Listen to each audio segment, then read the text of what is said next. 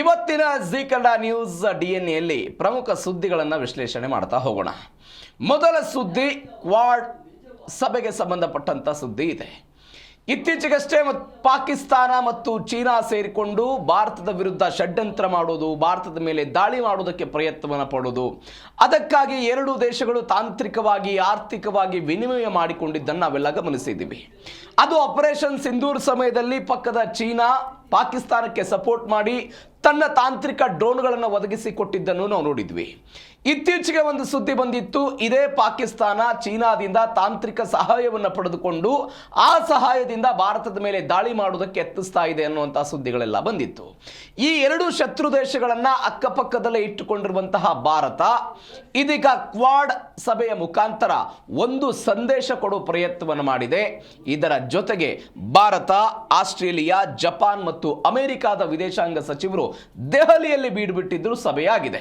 ಇದೇ ಮೊದಲ ಸುದ್ದಿ, ಕ್ವಾಡ್ ಚತುರ್ವ್ಯೂಹ.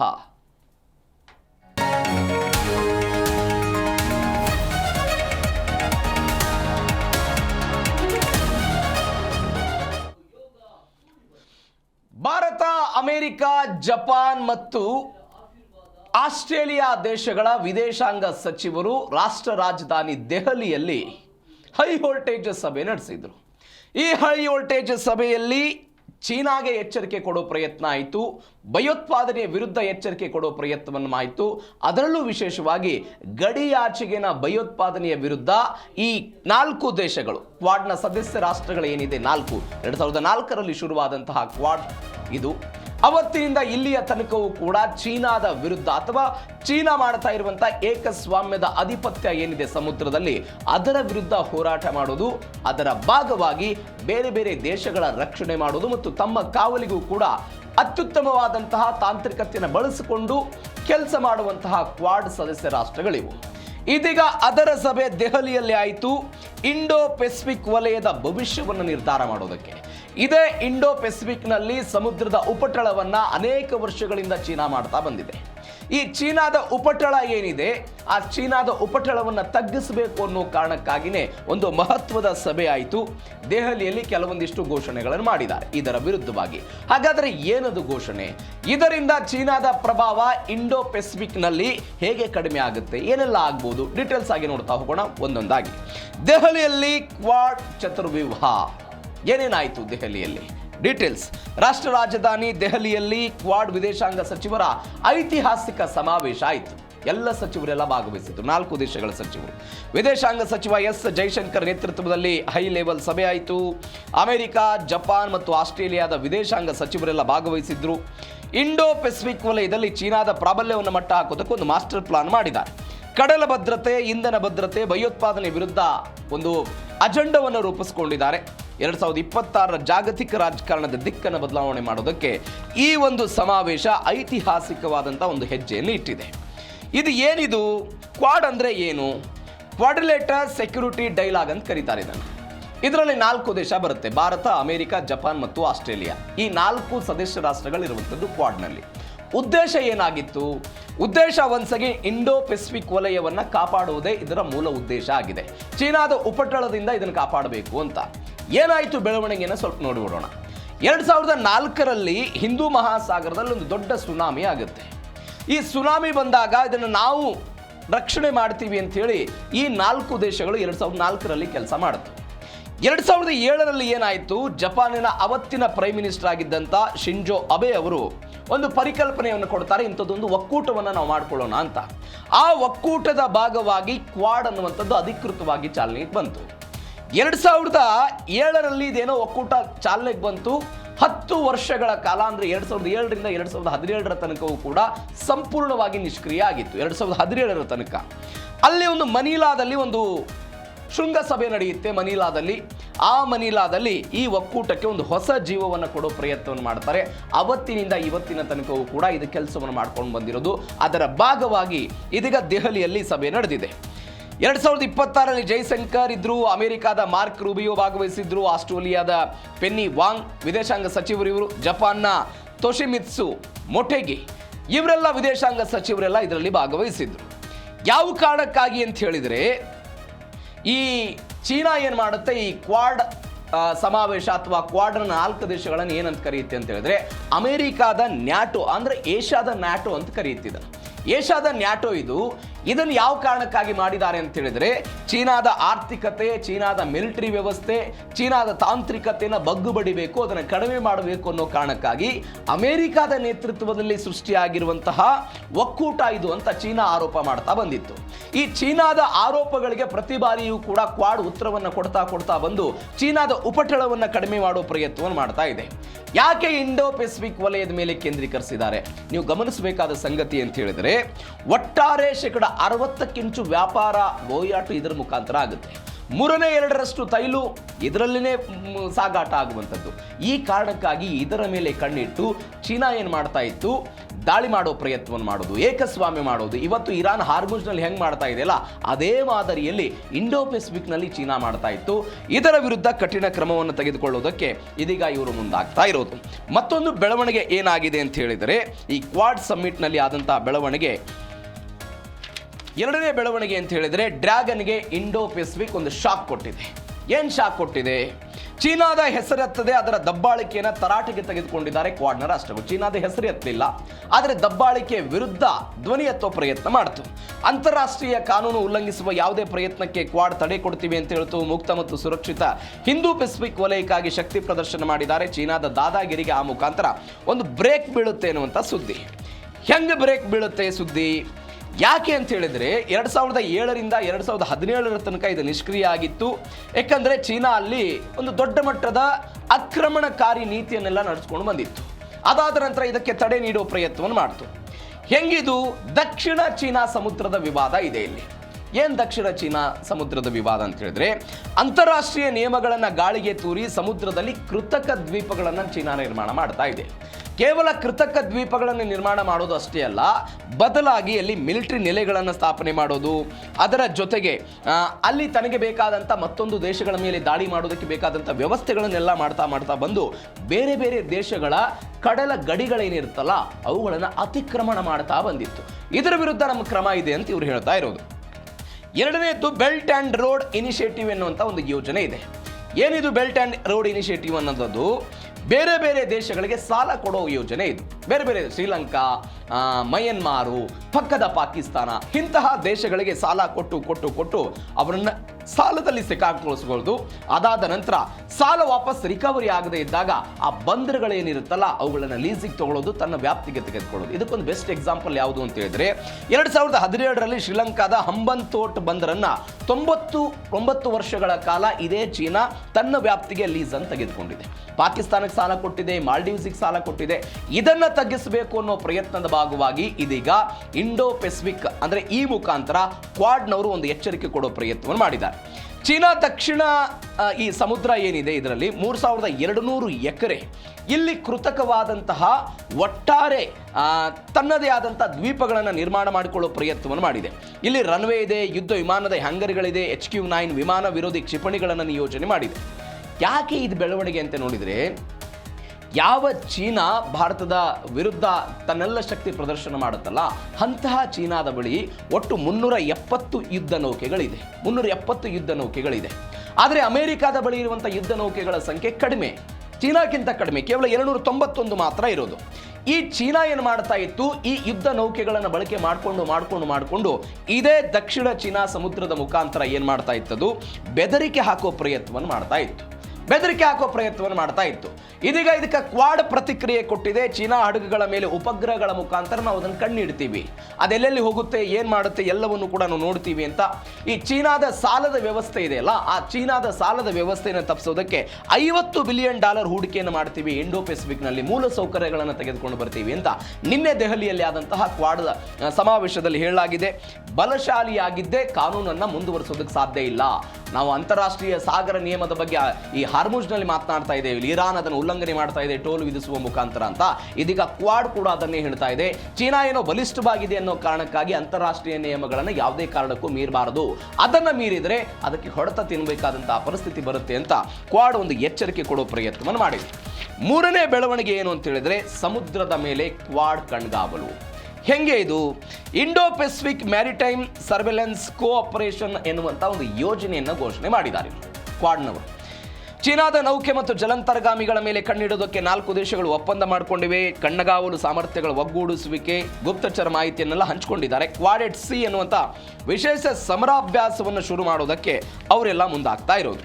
ಹೆಂಗೆ ಇದು ಆಲೋಚನೆ ಹೆಂಗಿದೆ ಅಂತ ಹೇಳಿದ್ರೆ, ಒಂದು ಯೋಜನೆಯನ್ನು ಘೋಷಣೆ ಮಾಡಿಕೊಂಡ್ರು. ಚೀನಾದ ಚಲನವಲನದ ಮೇಲೆ ಗಮನ ಇಡುವುದಕ್ಕೆ ಇಂಥದ್ದೊಂದು ಯೋಜನೆ ಮಾಡಿದ್ದಾರೆ ಇವರು. ಹೆಂಗೆ ಇದು? ಚೀನಾದ ಹಡಗು ಮತ್ತು ಅಕ್ರಮ ಬೋಟ್ಗಳು ಇರುತ್ತಲ್ಲ, ಅವೆಲ್ಲವೂ ಕೂಡ ಬೇರೆ ಬೇರೆ ದೇಶಗಳ ಕಡಲ ತಡಕ್ಕೆ ಹೋದಾಗ, ಕಡಲ ಪ್ರದೇಶಕ್ಕೆ ಹೋದಾಗ ಏನು ಮಾಡ್ತಾ ಇದ್ರು ಅವರು ಅಂತ ಹೇಳಿದ್ರೆ, ಲೊಕೇಶನ್ ಟ್ರ್ಯಾಕರ್ ಇರುತ್ತಲ್ಲ ಹಡಗುಗಳಲ್ಲಿ, ಅದನ್ನು ಆಫ್ ಮಾಡ್ತಾ ಇದ್ರು. ಯಾವುದೇ ಕಾರಣಕ್ಕೂ ಕೂಡ ಅಮೆರಿಕ ಆಗಿರ್ಬೋದು, ಭಾರತ, ಆಸ್ಟ್ರೇಲಿಯಾ, ಜಪಾನ್, ಈ ಯಾರಿಗೂ ಕೂಡ ಗೊತ್ತಾಗದಂತೆ ಲೊಕೇಶನ್ ಅನ್ನು ಆಫ್ ಮಾಡಿಕೊಳ್ಳೋ ಪ್ರಯತ್ನವನ್ನು ಮಾಡ್ತಾ ಇದ್ರು. ಇದೀಗ ಇವರೇನು ಮಾಡಿದ್ದಾರೆ ಅಂತ ಹೇಳಿದ್ರೆ, ಒಂದು ಹೊಸ ಯೋಜನೆಯನ್ನು ಮಾಡಿಕೊಂಡು ಈ ಲೊಕೇಶನ್ ಅನ್ನು ಆಫ್ ಮಾಡಿದ್ರು ಕೂಡ ಚೀನಾದ ಹಡಗುಗಳು ಯಾವ್ಯಾವ ದೇಶದ ಒಳಗಡೆ ಹೋಗಿದೆ, ಯಾವ್ಯಾವ ದೇಶದ ಬಂದರನ್ನು ಹೊಕ್ಕಿದೆ, ಎಲ್ಲವನ್ನು ಕೂಡ ಗುರುತಿಸಬಹುದಾದಂಥ ಒಂದು ಯೋಜನೆಯನ್ನು ಇವರು ಮಾಡಿದ್ದಾರೆ. ಎರಡನೇದ್ದು, ಈ ಯೋಜನೆಯಲ್ಲಿ ಭಾರತದೊಂದು ದೊಡ್ಡ ಪಾತ್ರ ಇದೆ. ಯಾಕಂದರೆ ಭಾರತದ ಗುರುಗ್ರಾಮ್ನಲ್ಲಿ IFSC IOR ಎನ್ನುವಂಥ ಒಂದು ಕೇಂದ್ರ ಇದೆ. ಇಲ್ಲಿ ಉಸ್ತುವಾರಿಯನ್ನು ಮಾಡಲಾಗುತ್ತೆ. ಆಸ್ಟ್ರೇಲಿಯಾ, ಜಪಾನ್, ಅಮೆರಿಕ ಈ ದೇಶಗಳಿಂದ ಸ್ಯಾಟಲೈಟ್ನ ಮುಖಾಂತರ ಏನೆಲ್ಲ ಮಾಹಿತಿಗಳು ಬರುತ್ತಲ್ಲ, ಅದೆಲ್ಲವೂ ಕೂಡ ಗುರುಗ್ರಾಮದ ಈ ಕೇಂದ್ರಕ್ಕೆ ಬರುತ್ತೆ. ಅದನ್ನು ತೆಗೆದುಕೊಂಡು ಭಾರತ ಶ್ರೀಲಂಕಾಕ್ಕಾಗಿರ್ಬೋದು, ಮಾಲ್ಡೀವ್ಸ್ಗಾಗಿರ್ಬೋದು, ಬೇರೆ ಬೇರೆ ದೇಶಗಳ ಆಕ್ರಮಣವಾಗಿ ಹೇಗೆ ಇವರು ಒಳಗಡೆ ಹೋಗಿರ್ತಾರೆ ಆ ಮಾಹಿತಿಯನ್ನು ಕೊಡೋ ಪ್ರಯತ್ನವನ್ನು ಮಾಡ್ತಾರೆ. ಮೂರನೇದು ಕ್ವಾಡ್ ಸಿ, ಅಂದರೆ ಮೊದಲ ಬಾರಿಗೆ ನೌಕಾಪಡೆಯನ್ನು ಹೊರತುಪಡಿಸಿ ಕರಾವಳಿ ಕಾವಲು ಪಡೆಯನ್ನು ಎಲ್ಲಿ ಹಾಕ್ತಾ ಇದ್ದಾರೆ ಅಂತ ಹೇಳಿದ್ರೆ, ಇದರ ಪ್ರದೇಶದಲ್ಲಿ ಈ ಕರಾವಳಿ ಕಾವಲು ಈ ಪ್ರದೇಶವನ್ನು ಸಮುದ್ರದ ಮೇಲೆ ಹಾಕೋ ಪ್ರಯತ್ನವನ್ನು ಮಾಡ್ತಿದ್ದಾರೆ. ಯಾಕೆ? ಈ ನೌಕಾಪಡೆ ಅನ್ನುವಂಥದ್ದು ಕೇವಲ ನೇರ ಯುದ್ಧಕ್ಕಾಗಿ ನಮಗೆ ಸಹಾಯ ಆಗುತ್ತೆ.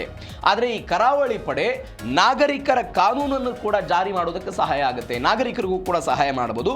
ಕಾವಲಾಗಿ ಇದು ಕೆಲಸವನ್ನು ಮಾಡ್ತಾ ಇರುತ್ತೆ, ನಿರಂತರ ಗಸ್ತಿನಲ್ಲಿ ಇರುತ್ತೆ ಎನ್ನುವ ಕಾರಣಕ್ಕಾಗಿ ಭಾರತದ ICG, ಅಮೆರಿಕದ USCGI, ಜಪಾನ್ನ JCG, ಆಸ್ಟ್ರೇಲಿಯಾದ ABF ಇವೆಲ್ಲವೂ ಕೂಡ ಈ ನೌಕಾಪಡೆಗಳು ಇವೆಲ್ಲವೂ ಅಂದರೆ ಈ ಕರಾವಳಿ ಕಾವಲು ಪಡೆಗಳೆಲ್ಲವೂ ಕೂಡ ಇದರಲ್ಲಿ ಗಸ್ತನ್ನು ಮಾಡ್ತಾ ಇರೋದು. ಚೀನಾಕ್ಕೊಂದು ಸಂದೇಶ ಕೊಡೋ ಪ್ರಯತ್ನವನ್ನು ಮಾಡಿದ್ದಾರೆ ಇವರು. ಏನು ಚೀನಾಕ್ ಸಂದೇಶ? ಚೀನಾ ನೇರವಾಗಿ ನೌಕಾಪಡೆಯನ್ನು ಬಳಸದೆ ಅಕ್ರಮವಾದಂತಹ ಕೋಸ್ಟ್ ಗಾರ್ಡ್ಗಳನ್ನು ಬಳಸಿ, ಮೀನುಗಾರಿಕಾ ಹಡಗುಗಳನ್ನೆಲ್ಲ ಬಳಸಿ ಫಿಲಿಪೈನ್ಸ್, ವಿಯೆಟ್ನಾಂ ಮೇಲೆ ದೌರ್ಜನ್ಯ ಮಾಡೋ ಪ್ರಯತ್ನವನ್ನು ಮಾಡ್ತಾ ಇದ್ರಲ್ಲ, ಇನ್ಮೇಲೆ ಈ ದೌರ್ಜನ್ಯ ನಡೆಯೋದಿಲ್ಲ ಎನ್ನುವಂಥ ಸಂದೇಶವನ್ನು ಅವ್ರು ಕೊಡೋ ಪ್ರಯತ್ನವನ್ನು ಮಾಡಿದ್ದಾರೆ. ಈ ಪಡೆಯನ್ನು ಬಳಕೆ ಮಾಡಿಕೊಂಡು ಕ್ವಾಡ್ ಸಿ ಎನ್ನುವಂಥ ಒಂದು ಪರಿಕಲ್ಪನೆಯನ್ನು ತೆಗೆದುಕೊಳ್ಳುವುದಕ್ಕೆ ಇದೀಗ ಕ್ವಾಡ್ ಒಂದು ನಿರ್ಧಾರವನ್ನು ಮಾಡಿಕೊಂಡಿದೆ ದೆಹಲಿಯಲ್ಲಿ ಆದಂತಹ ಸಮಾವೇಶದಲ್ಲಿ. ಮತ್ತೊಂದು ಬೆಳವಣಿಗೆ ಏನಾಯಿತು ಅಂತ ಹೇಳಿದರೆ, ಖನಿಜ ದರ್ಪಕ್ಕೆ ಬ್ರೇಕ್ ಬೀಳ್ತಾ ಇದೆ. ಚೀನಾದ ಖನಿಜ ದರ್ಪಕ್ಕೆ ಒಂದು ಬ್ರೇಕ್ ಬೀಳ್ತಾ ಇರೋದು. ನಾವು ಇತ್ತೀಚೆಗೆ ಇದೇ ಜಿ ಕನ್ನಡ ನ್ಯೂಸ್ನಲ್ಲಿ ಒಂದು ಸುದ್ದಿಯನ್ನು ನೋಡಿದ್ವಿ. ಚೀನಾದಲ್ಲಿ ಒಂದು ಅಪರೂಪವಾದಂತಹ ಖನಿಜ ಸಿಕ್ಕಿದೆ ಅಂತ. ಆ ಖನಿಜದ ಮುಖಾಂತರ ಚೀನಾ ತಾಂತ್ರಿಕವಾಗಿ ಮತ್ತಷ್ಟು ಪ್ರಗತಿಯನ್ನು ಸಾಧಿಸುತ್ತೆ ಅಂತ ಸುದ್ದಿ ನೋಡಿದ್ವಿ. ಹೀಗಾಗಿ ಈ ಖನಿಜ ದರ್ಪ ಏನಿತ್ತಲ್ಲ, ಅದಕ್ಕೆ ಬ್ರೇಕ್ ಹಾಕೋ ಪ್ರಯತ್ನ. ಯಾವುದ್ರ ಮುಖಾಂತರ? ಭಾರತ ಅಮೆರಿಕಾದ ನಡುವೆ ಒಂದು ಐತಿಹಾಸಿಕ ವಿರಳ ಖನಿಜ ಒಪ್ಪಂದ ಆಗಿದೆ. ಚೀನಾದ ಖನಿಜ ಏಕಸ್ವಾಮ್ಯವನ್ನು ತಡೆಯೋದಕ್ಕೆ ಜೈಶಂಕರ್ ಮತ್ತು ಮಾರ್ಕ್ ರೂಬಿಯೋ ಒಂದು ಸಹಿ ಹಾಕಿದ್ದಾರೆ. ಲಿಥಿಯಂ, ಕೊಬಾಲ್ಟ್ ಸೇರಿದಂತೆ 17 ವಿರಳ ಲೋಹಗಳ ಪೂರೈಕೆಗೆಲ್ಲ ಒಂದು ಒಪ್ಪಂದವನ್ನು ಮಾಡಿಕೊಂಡಿದ್ದಾರೆ. ಏನಿದು ಒಪ್ಪಂದ ಅಂತ ಹೇಳಿದ್ರೆ, ಚೀನಾದ ಏಕಸ್ವಾಮ್ಯವನ್ನು ಮುರಿಬೇಕು ಅನ್ನೋ ಕಾರಣಕ್ಕಾಗಿ ಭಾರತ ಮತ್ತು ಅಮೆರಿಕ ಮಾಡಿಕೊಂಡಿರುವಂತಹ ಒಂದು ಒಪ್ಪಂದ ಇದು. ಜೈಶಂಕರ್ ಮತ್ತು ಮಾರ್ಕ್ ರೂಬಿಯೋ ಅವರಲ್ಲಿ ಸಹಿ ಹಾಕಿದ್ರು. ಲಿಥಿಯಂ, ಕೊಬಾಲ್ಟ್, ನಿಕಲ್, ಗ್ರಾಫೈಟ್ ಇವೆಲ್ಲದಕ್ಕಿಂತಲೂ ಕೂಡ ಸೇರಿಕೊಂಡು 17ಕ್ಕೂ ಅಧಿಕ ಅಪರೂಪದ ಖನಿಜ ಅದನ್ನು ಪೂರೈಕೆ ಮಾಡೋದು, ಸಂಸ್ಕರಣೆ ಮಾಡೋದು, ಅದನ್ನು ತಾಂತ್ರಿಕವಾಗಿ ಅದನ್ನು ಉಭಯ ದೇಶಗಳ ನಡುವೆ ಹಂಚಿಕೆ ಮಾಡುವಂತಹ ಒಂದು ಒಪ್ಪಂದ ಇದು. ಏನು ಕಾರಣ ಇದು? ಇಡೀ ಜಗತ್ತಿನ 70% ರಿಂದ 80% ಈ ವಿರಳ ಖನಿಜ ಏನಿದೆ ಇವೆಲ್ಲವೂ ಕೂಡ ಸಂಸ್ಕರಣೆ ಆಗೋದು ಮತ್ತು ಪೂರೈಕೆ ಆಗೋದು ಚೀನಾದಿಂದ. ಭಾರತವು ಕೂಡ ಅತಿ ಹೆಚ್ಚು ಡಿಪೆಂಡೆನ್ಸಿ ಇದೆ. ಚೀನಾ ಅದರ ಒಂದರ ಕೈಯಲ್ಲಿ 70% ರಿಂದ 80% ಇದೆ. ಮತ್ತೊಂದು ಭಾಗ ಏನು ಮಾಡ್ತಾ ಇದೆ ಚೀನಾ, ಇದನ್ನು ಈ ಸಮೃದ್ಧವಾದಂಥ ಖನಿಜವನ್ನು ತನ್ನ ಬಳಿ ಇಟ್ಕೊಂಡು ನನಗೆ ಬೇಕಾದಾಗ ಪೂರೈಕೆ ಮಾಡ್ತೀನಿ, ಬೇಡವಂದಾಗ ನಾನು ಸ್ಟಾಪ್ ಮಾಡಿಬಿಡ್ತೀನಿ ಅಂತ 2023ರಲ್ಲಿ ಒಂದ್ಸರಿ ಸ್ಟಾಪ್ ಮಾಡಿದ್ರು. ಬ್ಲಾಕ್ ಮೇಲ್ ಮಾಡೋ ಪ್ರಯತ್ನವನ್ನು ಮಾಡ್ತಾ ಇದ್ದಾರೆ. ಹೀಗಾಗಿ ಆ ಬ್ಲಾಕ್ ಮೇಲ್ ತಂತ್ರದಿಂದ ಭಾರತ ಮತ್ತು ಅಮೆರಿಕ ಹೊರಗೆ ಬರ್ಬೋದು. ಅದಕ್ಕಾಗಿ ಇದು ಉಪಯೋಗ ಆಗ್ತಾ ಇದೆ. ನೀವು ಮೊಬೈಲ್ ಫೋನು, ಲ್ಯಾಪ್ಟಾಪ್ ಮತ್ತು AI ಈ ಎಲ್ಲದರಲ್ಲಿಯೂ ಕೂಡ ಈ ಬೇರೆ ಬೇರೆ ವಸ್ತುಗಳು ಬೇಕಾಗುತ್ತಲ್ಲ, ಅದಕ್ಕಾಗಿ ಈ ಮೇಕ್ ಇನ್ ಇಂಡಿಯಾ ಎನ್ನುವಂಥದ್ದು ಒಂದು ಭಾಗ ಇದೆ ಕೇಂದ್ರ ಸರ್ಕಾರದ್ದು. ಇದಕ್ಕೂ ಕೂಡ ಭಾರತ ಮತ್ತು ಅಮೆರಿಕದ ಈ ಒಪ್ಪಂದ ಸಹಾಯ ಆಗುತ್ತೆ ಅಂತ. ಮತ್ತೊಂದು ಕಡೆ ಭಾರತದಲ್ಲಿ EV ಕ್ರಾಂತಿ ಆಗ್ತಾ ಇದೆ. ಎಲೆಕ್ಟ್ರಿಕ್ ವೆಹಿಕಲ್ಗಳನ್ನು ಹೆಚ್ಚು ಬಳಕೆ ಮಾಡ್ತಾ ಇದ್ದೀವಿ. ಇದರಲ್ಲಿ ಸೋಲಾರ್ ಪ್ಯಾನೆಲ್ ತಯಾರಿಕೆಗೆ ಲಿಥಿಯಂ ಮತ್ತು ಕೊಬಾಲ್ಟ್ ಅತ್ಯವಶ್ಯಕವಾಗಿ ಬೇಕಾಗೋದು. ಇದರ ಮೇಲೆಯೂ ಕೂಡ ನಾವು ಚೀನಾದ ಮೇಲೆ ಜಾಸ್ತಿ ಡಿಪೆಂಡೆನ್ಸಿ ಇದ್ದೀವಿ. ಈಗ ಆ ಪ್ರಮಾಣ ಕಡಿಮೆ ಆಗುತ್ತೆ. ಹೆಂಗಾಗುತ್ತೆ ಅಂತ ಹೇಳಿದ್ರೆ, EV ಬ್ಯಾಟ್ರಿಗೆ ಲಿಥಿಯಂ ಬೇಕಾಗುತ್ತೆ. ಈ ಲಿಥಿಯಂ 60% ಸಂಸ್ಕರಣೆ ಚೀನಾದಲ್ಲೇ ಆಗುತ್ತೆ, 60% ಅಲ್ಲೇ ಆಗುತ್ತೆ. ಹೀಗಾಗಿ ಇವತ್ತೇನು ಮಾಡ್ತಾ ಇದ್ವಿ, ಇದ್ರ ಮೇಲೆ ಡಿಪೆಂಡೆನ್ಸಿಯನ್ನು ಕಡಿಮೆ ಮಾಡಿ ಅಮೆರಿಕಾದ ಜೊತೆಗೆ ಒಂದು ಒಪ್ಪಂದ ಮಾಡಿಕೊಂಡಿದ್ದಕ್ಕೆ ಒಂದು ದಕ್ಷಿಣ ಅಮೆರಿಕಾದ ಅರ್ಜೆಂಟೀನಾ ಮತ್ತು ಚಿಲಿ ದೇಶಗಳಿಂದ ಅಮೆರಿಕ ಅದನ್ನು ತೆಗೆದುಕೊಳ್ಳುತ್ತೆ. ಅದಾದ ನಂತರ ಅದರ ತಾಂತ್ರಿಕತೆಯನ್ನು ಭಾರತಕ್ಕೆ ಅದು ಸಹಾಯ ಮಾಡೋ ಪ್ರಯತ್ನವನ್ನು ಮಾಡುತ್ತೆ. ಇದರಿಂದ ನಮಗೆ 30,000 ಕೋಟಿ ರೂಪಾಯಿ ಇಂಡಿಯಾಗೆ ಲಾಭ ಆಗುತ್ತೆ. 30,000 ಕೋಟಿ ರೂಪಾಯಿ ಅದು ಲಾಭ ಆಗುತ್ತೆ. ಇದು ಭಾರತ ಮತ್ತು ಅಮೆರಿಕದ ನಡುವೆ ಆದಂತಹ ವಿರಳ ಖನಿಜ ಒಪ್ಪಂದದ ಒಟ್ಟಾರೆ ಸಾರಾಂಶ. ಮತ್ತೊಂದು ಬೆಳವಣಿಗೆ ಏನಾಗಿದೆ ಅಂತ ಹೇಳಿದ್ರೆ, ಚೀನಾದ ಸಾಲದ ಸುಳಿಗೆ ಚೆಕ್ಮೇಟ್ ಕೊಡೋ ಪ್ರಯತ್ನವನ್ನು ಇದೇ ಕ್ವಾಡ್ ಸಮಾವೇಶ ಮಾಡಿದೆ. ನಾನು ಅವಾಗಲೇ ಹೇಳ್ತಾ ಇದ್ದೆ, ತನ್ನದೇ ಆದಂತಹ ಒಂದು ಯೋಜನೆ ಇತ್ತು. ಆ ಯೋಜನೆ ಯಾವುದು? ಚೀನಾದ ಬೆಲ್ಟ್ ಆ್ಯಂಡ್ ರೋಡ್ ಎನ್ನುವಂಥ ಒಂದು ಯೋಜನೆ. ಈ ಯೋಜನೆಯ ಮುಖಾಂತರ ಬೇರೆ ಬೇರೆ ದೇಶಗಳಿಗೆ ಸಾಲ ಕೊಡೋ ಪ್ರಯತ್ನವನ್ನು ಮಾಡೋದು. ಸಾಲ ಅಂತ ಹೇಳಿದ್ರೆ ಹಣ ಕೊಡಲ್ಲ ಅವರು, ಹೆಂಗೆ ಅಂತ ಹೇಳ್ತೀನಿ ನಾನು. ಬೇರೆ ಬೇರೆ ದ್ವೀಪ ರಾಷ್ಟ್ರಗಳನ್ನು ವಶಕ್ಕೆ ಪಡೆಯುವಂತಹ ಪ್ರಯತ್ನವನ್ನು ಚೀನಾ ಮಾಡ್ತಾ ಇತ್ತು. ಅದಕ್ಕೆ ಈಗ ಇವರು ಏನು ಮಾಡಿದ್ದಾರೆ, ಇದು ಒಂದು ಬೇರೆದಾದಂಥ ಹೂಡಿಕೆ ಮಾಡೋ ಪ್ರಯತ್ನವನ್ನು ಮಾಡ್ತಾ ಇದೆ. ಬೆಲ್ಟ್ ಆ್ಯಂಡ್ ರೋಡ್ ಯೋಜನೆ ಇದು. ನೇರ ನಗದನ್ನು ಕೊಡಲ್ಲ ಇವರು. ಸಾಲದ ಯೋಜನೆ ನೋಡಿ ಚೀನಾದ್ದು, ನೇರವಾಗಿ ಹಣ ಕೊಡಲ್ಲ ಇವರು. ಏನು ಮಾಡ್ತಾರೆ, ಚೀನಾದ ಸರ್ಕಾರಿ ಸ್ವಾಮ್ಯದ ಬ್ಯಾಂಕ್ಗಳು ಕೊಡುವಂಥ ಸಾಲದ ನಿಯಮ ಅತ್ಯಂತ ರಹಸ್ಯವಾಗಿರುತ್ತೆ. ಬಡ್ಡಿ ಎಷ್ಟಿರುತ್ತೆ, ಸಾಲ ಎಷ್ಟು ಕೊಡ್ತೀವಿ, ಅಸಲೇನು, ಯಾವಾಗ ಪಾವತಿ ಮಾಡಬೇಕು, ಯಾರಿಗೂ ಕೂಡ ಸಾರ್ವಜನಿಕವಾಗಿ ಗೊತ್ತಾಗಲ್ಲ. ಹೀಗಾಗಿ ರಹಸ್ಯವಾಗಿ ಅವರು ಕೊಡ್ತಾರೆ. ಹೆಚ್ಚಿನ ಬಡ್ಡಿಯ ದರ ಇರುತ್ತೆ. ಈಗ ನಾವು IMF, ವಿಶ್ವ ಬ್ಯಾಂಕು, ಬೇರೆ ಬೇರೆ ದೇಶಗಳಿಂದ ಸಾಲವನ್ನು ತೆಗೆದುಕೊಂಡು ಬರ್ತೀವಲ್ವಾ, ಆದರೆ 2 ರಿಂದ 4 ಪಟ್ಟು ಹೆಚ್ಚು ಬಡ್ಡಿಯ ದರದಲ್ಲಿ ಇವರು ಸಾಲವನ್ನು ಕೊಡೋ ಪ್ರಯತ್ನವನ್ನು ಮಾಡ್ತಾ ಇದ್ರು. ಹೆಂಗೆ ಸಾಲ ಕೊಡ್ತಾರೆ ಇವರು? ಚೀನಾ ಕಂಪನಿಗಳ ಸಹಭಾಗಿತ್ವ ಇರುತ್ತಿಲ್ಲ. ಅವ್ರಿಗೆ ಕಾಂಟ್ರಾಕ್ಟ್ ಕೊಡ್ತಾರೆ ಇವರು. ಹೆಂಗೆ? ಸಾಲದ ಹಣವನ್ನು ನೇರವಾಗಿ ಯಾವುದೋ ಒಂದು ದೇಶಕ್ಕೆ, ಮಾಲ್ಡೀವ್ಸ್ಗೆ ಸಾಲ ಬೇಕಾಗಿದೆ, ಮಾಲ್ಡೀವ್ಸ್ಗೆ ನೇರವಾಗಿ ಹಣ ಕೊಡಲ್ಲ ಸಾಲದ ರೂಪದಲ್ಲಿ. ಬದಲಾಗಿ ಅಲ್ಲೇನೋ ರಸ್ತೆ ಆಗಬೇಕು, ಸೇತುವೆ ಆಗಬೇಕು, ಏನೋ ಕಾಮಗಾರಿ ಆಗಬೇಕು, ಅದರ ಸಹಭಾಗಿತ್ವ, ಅದರ ಗುತ್ತಿಗೆ ಯಾರು? ಚೀನಾದ ಕಂಪನಿ ತೆಗೆದುಕೊಳ್ಳುತ್ತೆ. ಇವರೇನು ಮಾಡ್ತಾರೆ ಅಂತ ಹೇಳಿದ್ರೆ, ಆ ಹಣವನ್ನು ಚೀನಾದ ಕಂಪನಿ ಕೊಡ್ತಾರೆ. ಬಂದರುಗಳನ್ನು, ರೈಲು ಯೋಜನೆಗಳನ್ನು ಮಾಡೋದಕ್ಕೆ ಚೀನಾದ ಕಂಪನಿಗಳಿಗೆ ಹಣವನ್ನು ವರ್ಗಾವಣೆ ಮಾಡ್ತಾರೆ, ಸರ್ಕಾರಕ್ಕೆ ಹಣ ಕೊಡಲ್ಲ. ಮತ್ತು ಅಲ್ಲೊಂದು ಕಂಡೀಷನ್ ಇದೆ. ಏನು ಕಂಡೀಷನ್ನು?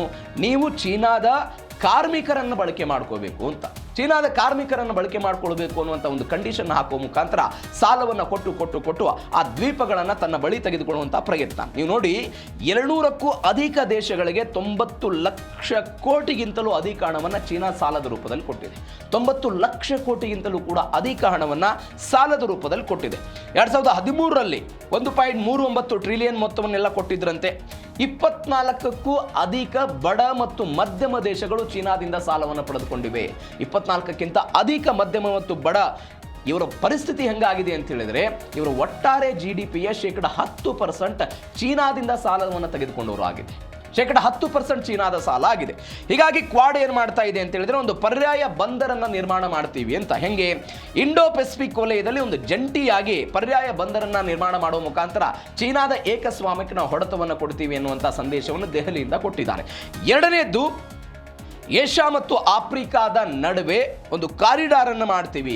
ಆ ಕಾರಿಡಾರ್ ಮುಖಾಂತರ ಮೂಲ ಸೌಕರ್ಯಗಳನ್ನು ಒದಗಿಸ್ತೀವಿ. ಈ ಮೂಲ ಸೌಕರ್ಯಗಳ ಮುಖಾಂತರ ಯಾವ್ಯಾವ ದೇಶಗಳು ಈ ಸಾಲದ ರೂಪದಲ್ಲಿ ಚೀನಾದ ಕೈಯಲ್ಲಿ ಸಿಕ್ಕಾಕೊಂಡಿದವಲ್ಲ, ಅವುಗಳನ್ನು ಬಿಡಿಸುವಂತಹ ಪ್ರಯತ್ನವನ್ನು ಮಾಡ್ತೀವಿ ಅಂತ ದೆಹಲಿಯಲ್ಲಿ ಆದಂತಹ ಈ ಕ್ವಾಡ್ ಸಮ್ಮೇಳನದಲ್ಲಿ ಒಂದು ಸಂದೇಶವನ್ನು ಕೊಟ್ಟಿದೆ.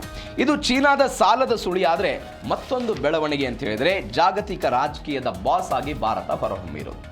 ಭಾರತ ಬ್ರಿಕ್ಸ್ ಸಭೆಯಲ್ಲಿ ಭಾರತದ ಬಗ್ಗೆ ಉಲ್ಲಂಘನೆ ಆಗಿದ್ದನ್ನು ನಾವೆಲ್ಲ ನೋಡಿದ್ವಿ. ಇವೆಲ್ಲವೂ ಆದ ನಂತರ ಇರಾನ್ ಅಮೆರಿಕಾದ ನಡುವೆ ಯುದ್ಧ ಆಗ್ತಾ ಇದೆ. ಈ ಯುದ್ಧದ ಸಮಯದಲ್ಲಿ ದೆಹಲಿಯಲ್ಲಿ ಆದಂತಹ ಈ ಸಭೆ, ದೆಹಲಿ ಘೋಷಣೆಯ ಮೂಲಕ ಜಾಗತಿಕ ರಾಜಕಾರಣದ ಕೇಂದ್ರ ಬಿಂದು ಆಯಿತು ಭಾರತ. ಅಮೆರಿಕ ಜೊತೆಗಿನ ವ್ಯೂಹಾತ್ಮಕ ಪಾಲುದಾರಿಕೆಯಲ್ಲಿ ಒಂದು ಹೊಸ ಮೈಲಿಗಲ್ಲನ್ನು ನಾವೆಲ್ಲ ಶುರು ಮಾಡ್ತಾ ಇದ್ದೀವಿ. ಇಂಧನ ಭದ್ರತೆಗಾಗಿ ಮಾರ್ಕ್ ರೂಬಿಯೋರಿಂದ ಭಾರತಕ್ಕೆ ಒಂದು ಭರ್ಜರಿ ಭರವಸೆ ಸಿಕ್ಕಿದೆ. ಪಾಕಿಸ್ತಾನಕ್ಕೆ ಒಂದು ಭಯೋತ್ಪಾದನೆ ವಿಚಾರದಲ್ಲಿ ಒಂದು ಕಠಿಣ ಸಂದೇಶ ಕೊಟ್ಟಿದ್ದಾರೆ.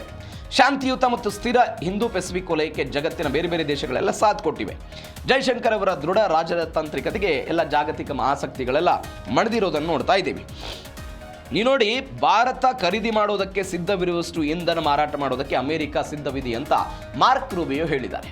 ಇರಾನ್ ಕೂಡ ಭಾರತಕ್ಕೆ ಬೇಕಾದಂಥ ತೈಲವನ್ನು ನಾವು ಪೂರೈಕೆ ಮಾಡ್ತೀವಿ ಅಂತ ಹೇಳಿತು ಯುದ್ಧದ ಸಮಯದಲ್ಲೂ ಕೂಡ. ಅಂದರೆ ಒಟ್ಟಾರೆ ಭಾರತದ ಶಕ್ತಿಯ ಬಗ್ಗೆ ಮಾತನಾಡ್ತಾ ಇದ್ದು. ಒಂದು ಕಡೆ ಯುದ್ಧದ ಬಗ್ಗೆ ಚರ್ಚೆ ಆಗ್ತಾ ಇದೆ, ಬೇರೆ ಬೇರೆ ದೇಶಗಳು ಹೇಳ್ತಾ ಇದೆ ಭಾರತ ಅದರ ನೇತೃತ್ವವನ್ನು ವಹಿಸ್ಬೋದು, ಯುದ್ಧವನ್ನು ಶಮನ ಮಾಡ್ಬೋದು, ಶಾಂತಿಯನ್ನು ರೂಪಿಸ್ಬೋದು, ಅದರ ನಾಯಕತ್ವ ಭಾರತಕ್ಕಿದೆ ಅಂತೆಲ್ಲ ಅವರು ಮಾತನಾಡ್ತಾ ಇರೋದು. ಮತ್ತೊಂದು ಕಡೆ ಅಮೆರಿಕ ಏನು ಹೇಳಿದೆ, ಈಗ ಭಾರತ ಒಂದು ಹೊಸ ಪ್ರಸ್ತಾವನೆಗೆ ಹೋಗ್ತಾ ಇದೆ, ವೆನಿಜುವೆಲಾದಿಂದ ತೈಲವನ್ನು ಖರೀದಿ ಮಾಡೋದು, ಅದಕ್ಕೂ ಕೂಡ ನಾವು ಅವಕಾಶವನ್ನು ಮಾಡಿಕೊಡ್ತೀವಿ ಅಂತ ಮಾರ್ಕ್ ರೂಬಿಯೋ ಹೇಳಿದ್ದಾರೆ. ಹೀಗಾಗಿ ಭಾರತ ಮತ್ತು ಅಮೆರಿಕದ ನಡುವೆ ನಡೆದಂಥ ಒಪ್ಪಂದ, ಅದಾದ ನಂತರ ಈ ಈ ಕ್ವಾಡ್ನ ಸಮಾವೇಶವನ್ನು ಮಾಡುವ ಮುಖಾಂತರ ಚೀನಾ ಮತ್ತು ಪಾಕಿಸ್ತಾನಕ್ಕೆ ಒಂದು ಎಚ್ಚರಿಕೆ ಕೊಡೋ ಪ್ರಯತ್ನ. ಈ ಬಂದಂತಹ ಎಲ್ಲ, ಅದು ಆಸ್ಟ್ರೇಲಿಯಾ ಆಗಿರ್ಬೋದು, ಜಪಾನ್ ಆಗಿರ್ಬೋದು, ಅಮೆರಿಕ ಆಗಿರ್ಬೋದು, ಈ 3 ದೇಶಗಳು ಕೂಡ ಭಾರತದ ಮೇಲೆ ಆಪರೇಷನ್ ಸಿಂಧೂರ ಆಯ್ತಲ್ಲ, ಆಪರೇಷನ್ ಸಿಂಧೂರವನ್ನು ಕಡಾಖಂಡಿತವಾಗಿ ಖಂಡಿಸಿಬಿಟ್ಟಿದ್ದಾರೆ. ಇದು ಅಕ್ಷಮ್ಯ ಅಪರಾಧ, ಭಯೋತ್ಪಾದನೆಗೆ ಯಾವುದೇ ಕಾರಣಕ್ಕೂ ನಮ್ಮ ಬೆಂಬಲ ಇಲ್ಲ. ಅದರಲ್ಲೂ ವಿಶೇಷವಾಗಿ ಅವರು ಹೇಳಿರೋದು ಗಡಿಯಾಚೆಗೆ ನಮ್ಮ ಭಯೋತ್ಪಾದನೆ, ಬೇರೆ ದೇಶಗಳ ಮೇಲೆ ಹೋಗಿ ಭಯೋತ್ಪಾದನೆ ಕೃತ್ಯಗಳನ್ನು ಮಾಡೋದನ್ನು ನಾವು ಖಂಡಿಸ್ತೀವಿ ಅಂತ ಕ್ವಾಡ್ ಹೇಳುವ ಮುಖಾಂತರ ಪಾಕಿಸ್ತಾನಕ್ಕೂ ಕೂಡ ಎಚ್ಚರಿಕೆ ಕೊಡೋ ಪ್ರಯತ್ನ ಮಾಡಿದ. ಇದು ಜೀ ಕನ್ನಡ ನ್ಯೂಸ್ ಡಿಎನ್ಎ ಮೊದಲ ಸುದ್ದಿ. ಆದರೆ ಎರಡೇ ಸುದ್ದಿಗೆ ಹೋಗುವ ಸಮಯ. ಏನು ಎರಡನೇ ಸುದ್ದಿ?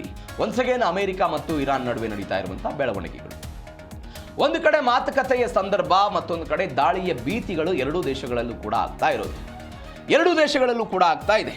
ಮತ್ತೊಂದು ಕಡೆ ಇರಾನ್ನ ನೂತನ ಲೀಡರ್ ಮುಸ್ತಫಾ ಖಮೇನಿ, ಇತ್ತೀಚೆಗೆ ಒಂದು ಸುದ್ದಿ ಬಂದಿತ್ತು, ಕೇವಲ ಕೊರಿಯರ್ ಮುಖಾಂತರ ಸಂವಹನವನ್ನು ನಡೆಸ್ತಾ ಇದ್ದಾರೆ.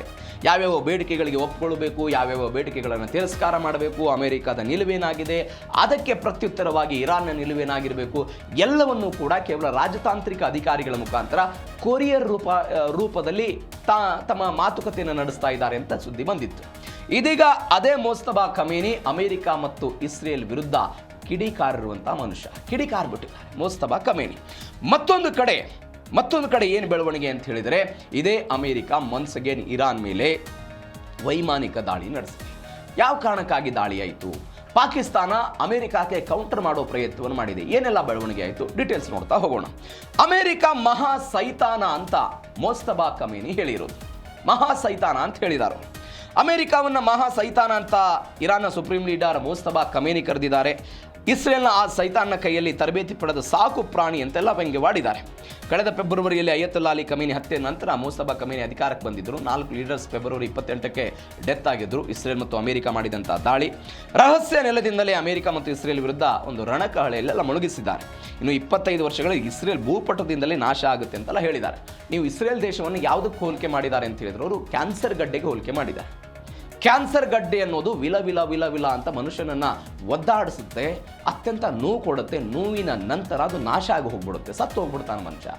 ಅದೇ ಮಾದರಿಯಲ್ಲಿ ಇವರು ಹೇಳ್ತಾ ಇದ್ದಾರೆ, ಇಸ್ರೇಲ್ ಎನ್ನುವಂತಹ ಒಂದು ದೇಶ ಕೆಲವು ದಶಕಗಳ ಹಿಂದಷ್ಟೇ ಉಗಮವಾಗಿದೆ, ಅಂದರೆ ಅಸ್ತಿತ್ವಕ್ಕೆ ಬಂದಿದೆ. ಅದು ಒಂದು ರೀತಿಯಾಗಿ ಕ್ಯಾನ್ಸರ್ ಗಡ್ಡೆ ಇದ್ದಂತೆ.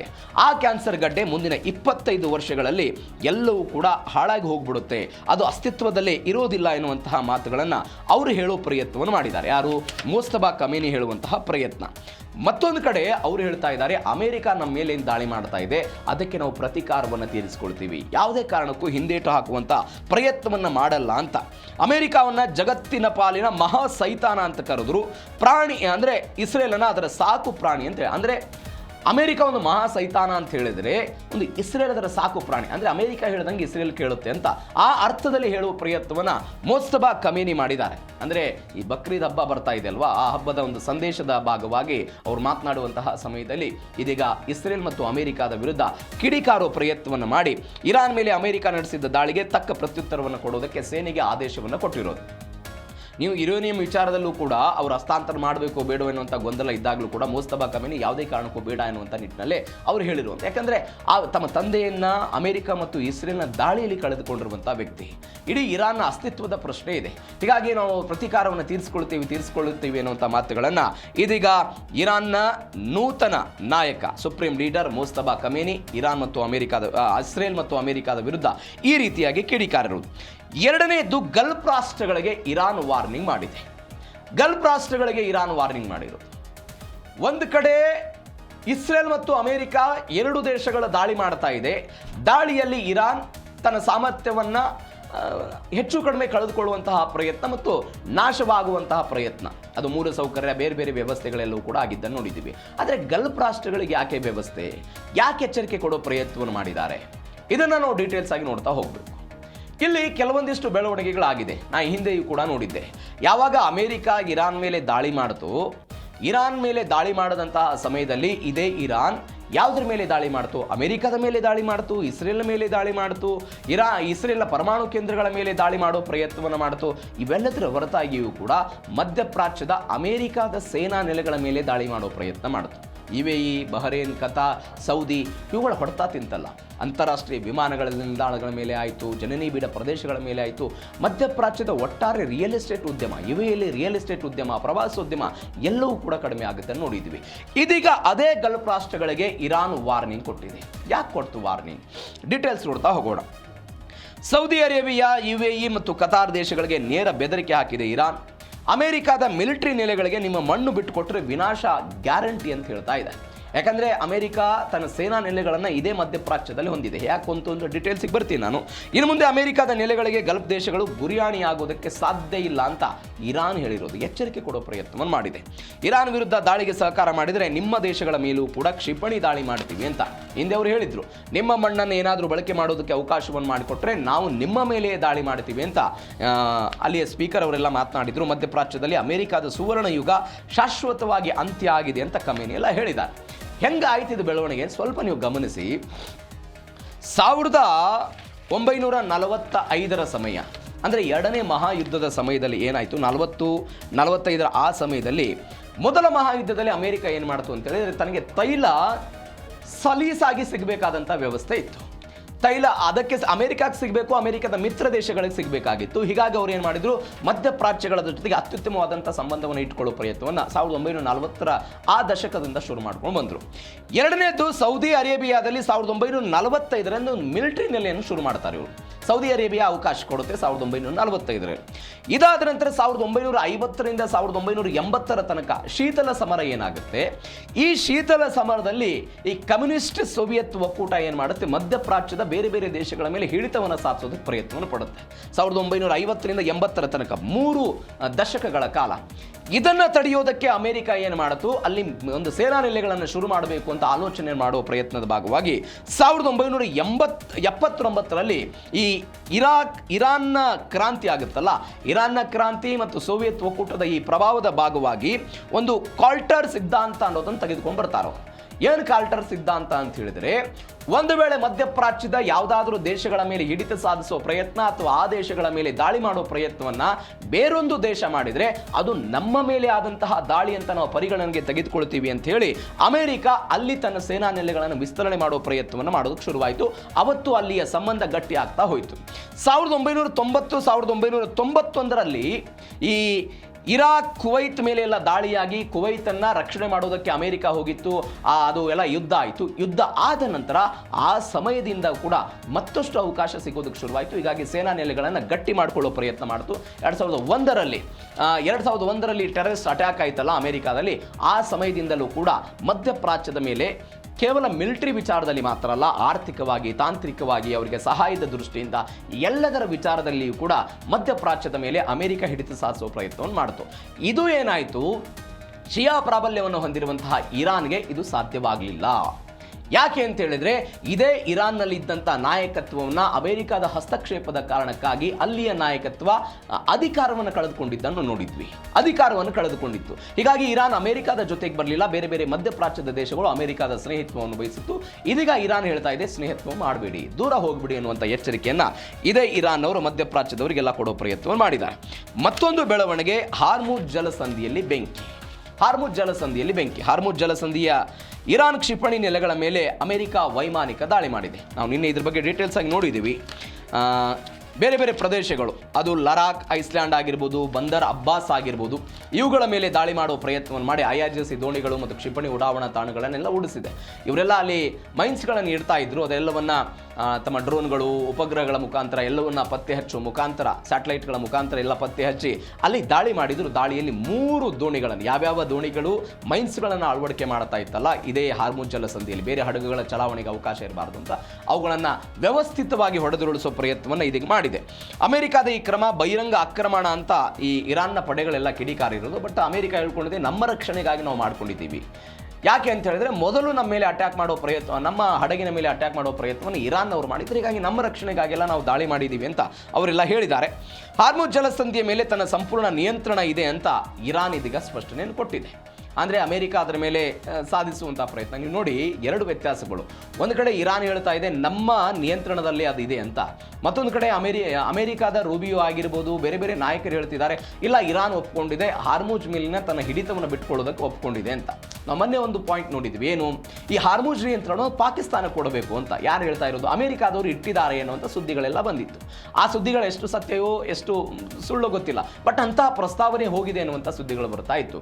ಆದರೆ ಇವತ್ತು ಇರಾನ್ ಏನು ಹೇಳ್ತಾ ಇದೆ, ಇಲ್ಲ ನಮ್ಮ ಮೇಲೆ ನಿಯಂತ್ರಣ ಇದೆ, ಯಾವುದೇ ಕಾರಣಕ್ಕೂ ಬೇರೊಬ್ಬರ ನಿಯಂತ್ರಣದಲ್ಲಿಲ್ಲ ಎನ್ನುವಂಥ ಪ್ರಯತ್ನವನ್ನು ಇರಾನ್ ಹೇಳೋ ಪ್ರಯತ್ನವನ್ನು ಮಾಡಿದೆ.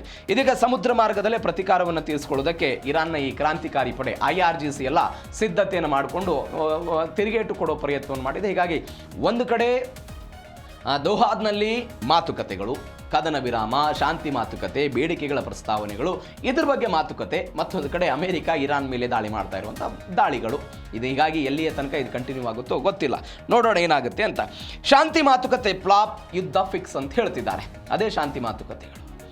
ಯಾವಾಗ ಶಾಂತಿ ಮಾತುಕತೆಗಳು ಬರುತ್ತೋ ಅದೇ ಸಮಯದಲ್ಲಿ ಅಮೆರಿಕ ಇರಾನ್ ಮೇಲೆ ದಾಳಿ ಮಾಡೋ ಪ್ರಯತ್ನ ಮಾಡುತ್ತೆ. ಕೊನೆಗೆ ದಾಳಿ ಮಾಡಿ ಏನಂತ ಹೇಳುತ್ತೆ, ನನ್ನ ಆತ್ಮರಕ್ಷಣೆ ಅನ್ನುವಂಥ ಹೇಳೋ ಪ್ರಯತ್ನ. ಅಮೆರಿಕ ಮತ್ತು ಇರಾನ್ ನಡುವಿನ ರಹಸ್ಯ ಶಾಂತಿ ಮಾತುಗಳೆಲ್ಲ ಸದ್ಯಕ್ಕೇನೋ ಸ್ಥಗಿತ ಆಗುತ್ತಂತೆ. ಇರಾನ್ ಜೊತೆಗಿನ ಒಪ್ಪಂದಕ್ಕೆ ಬಹಳ ಸಮಯ ಬೇಕು ಅಂತ ಮಾರ್ಕ್ ರೂಬಿಯೋ ಎಲ್ಲ ಹೇಳಿಕೆ ಕೊಟ್ಟಿದ್ದಾರೆ.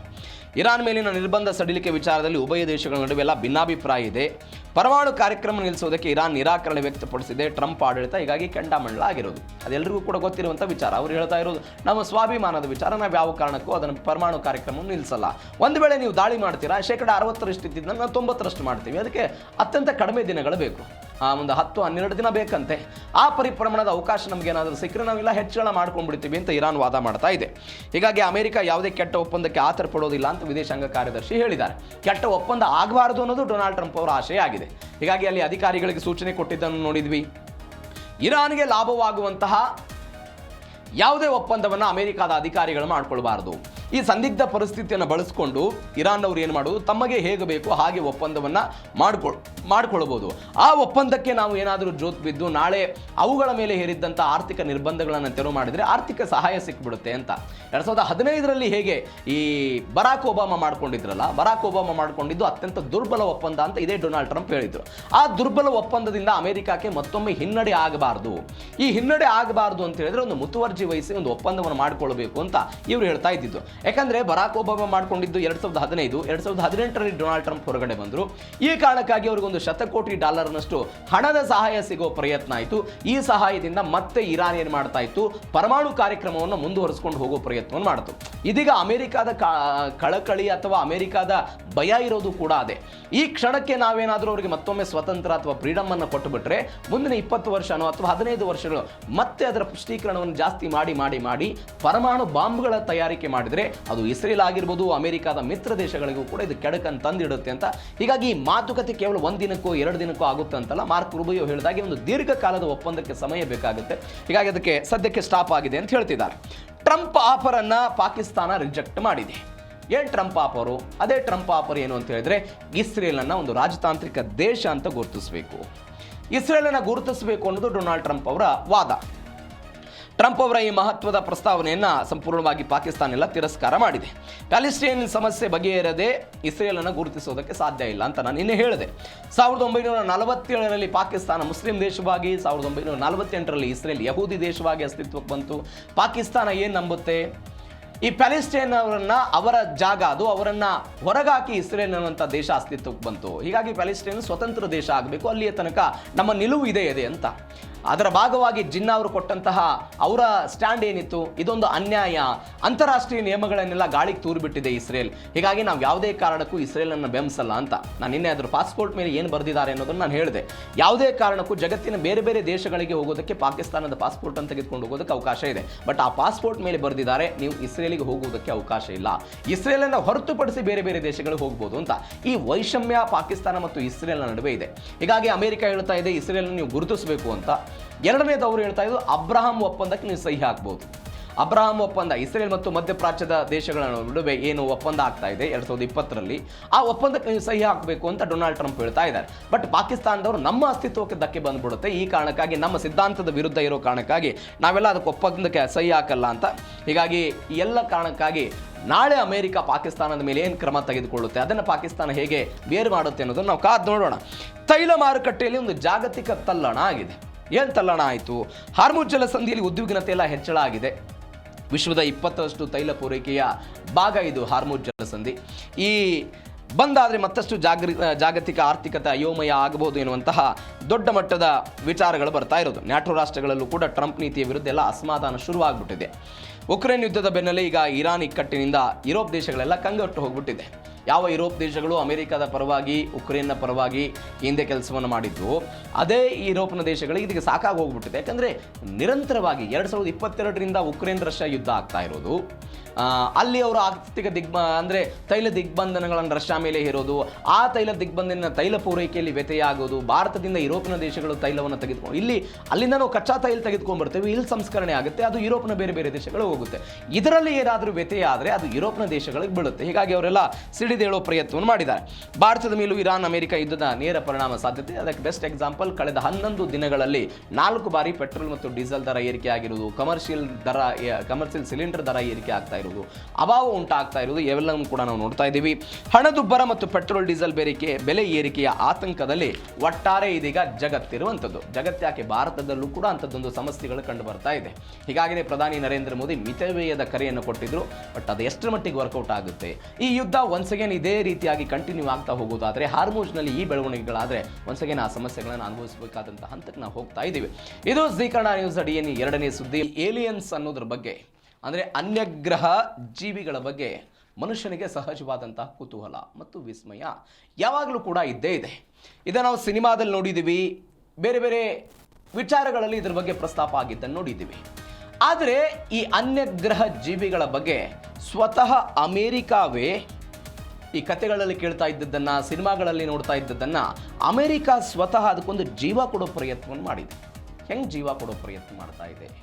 ನೀವು ಗಮನಿಸಬೇಕಾದ ಸಂಗತಿ ಅಂತ ಹೇಳಿದರೆ, 2026 ಮೇ 8ನೇ ತಾರೀಕಿಗೆ ಅಮೆರಿಕ ಸರ್ಕಾರ ತನ್ನ ಅಧಿಕೃತ ವೆಬ್ಸೈಟ್ನಲ್ಲಿ ಏನಂತ ಹೇಳಿದೆ ಅಂತ ಹೇಳಿದರೆ, ಬರೋಬ್ಬರಿ 162 ಅತ್ಯಂತ ರಹಸ್ಯ UFO ಫೈಲ್ಗಳನ್ನು ಬಹಿರಂಗಪಡಿಸಿ ಜಗತ್ತನ್ನು ಒಂದು ರೀತಿಯಾಗಿ ಬೆಚ್ಚಿ ಬೀಳಿಸೋ ಪ್ರಯತ್ನವನ್ನು ಮಾಡ್ತಾ ಇದೆ.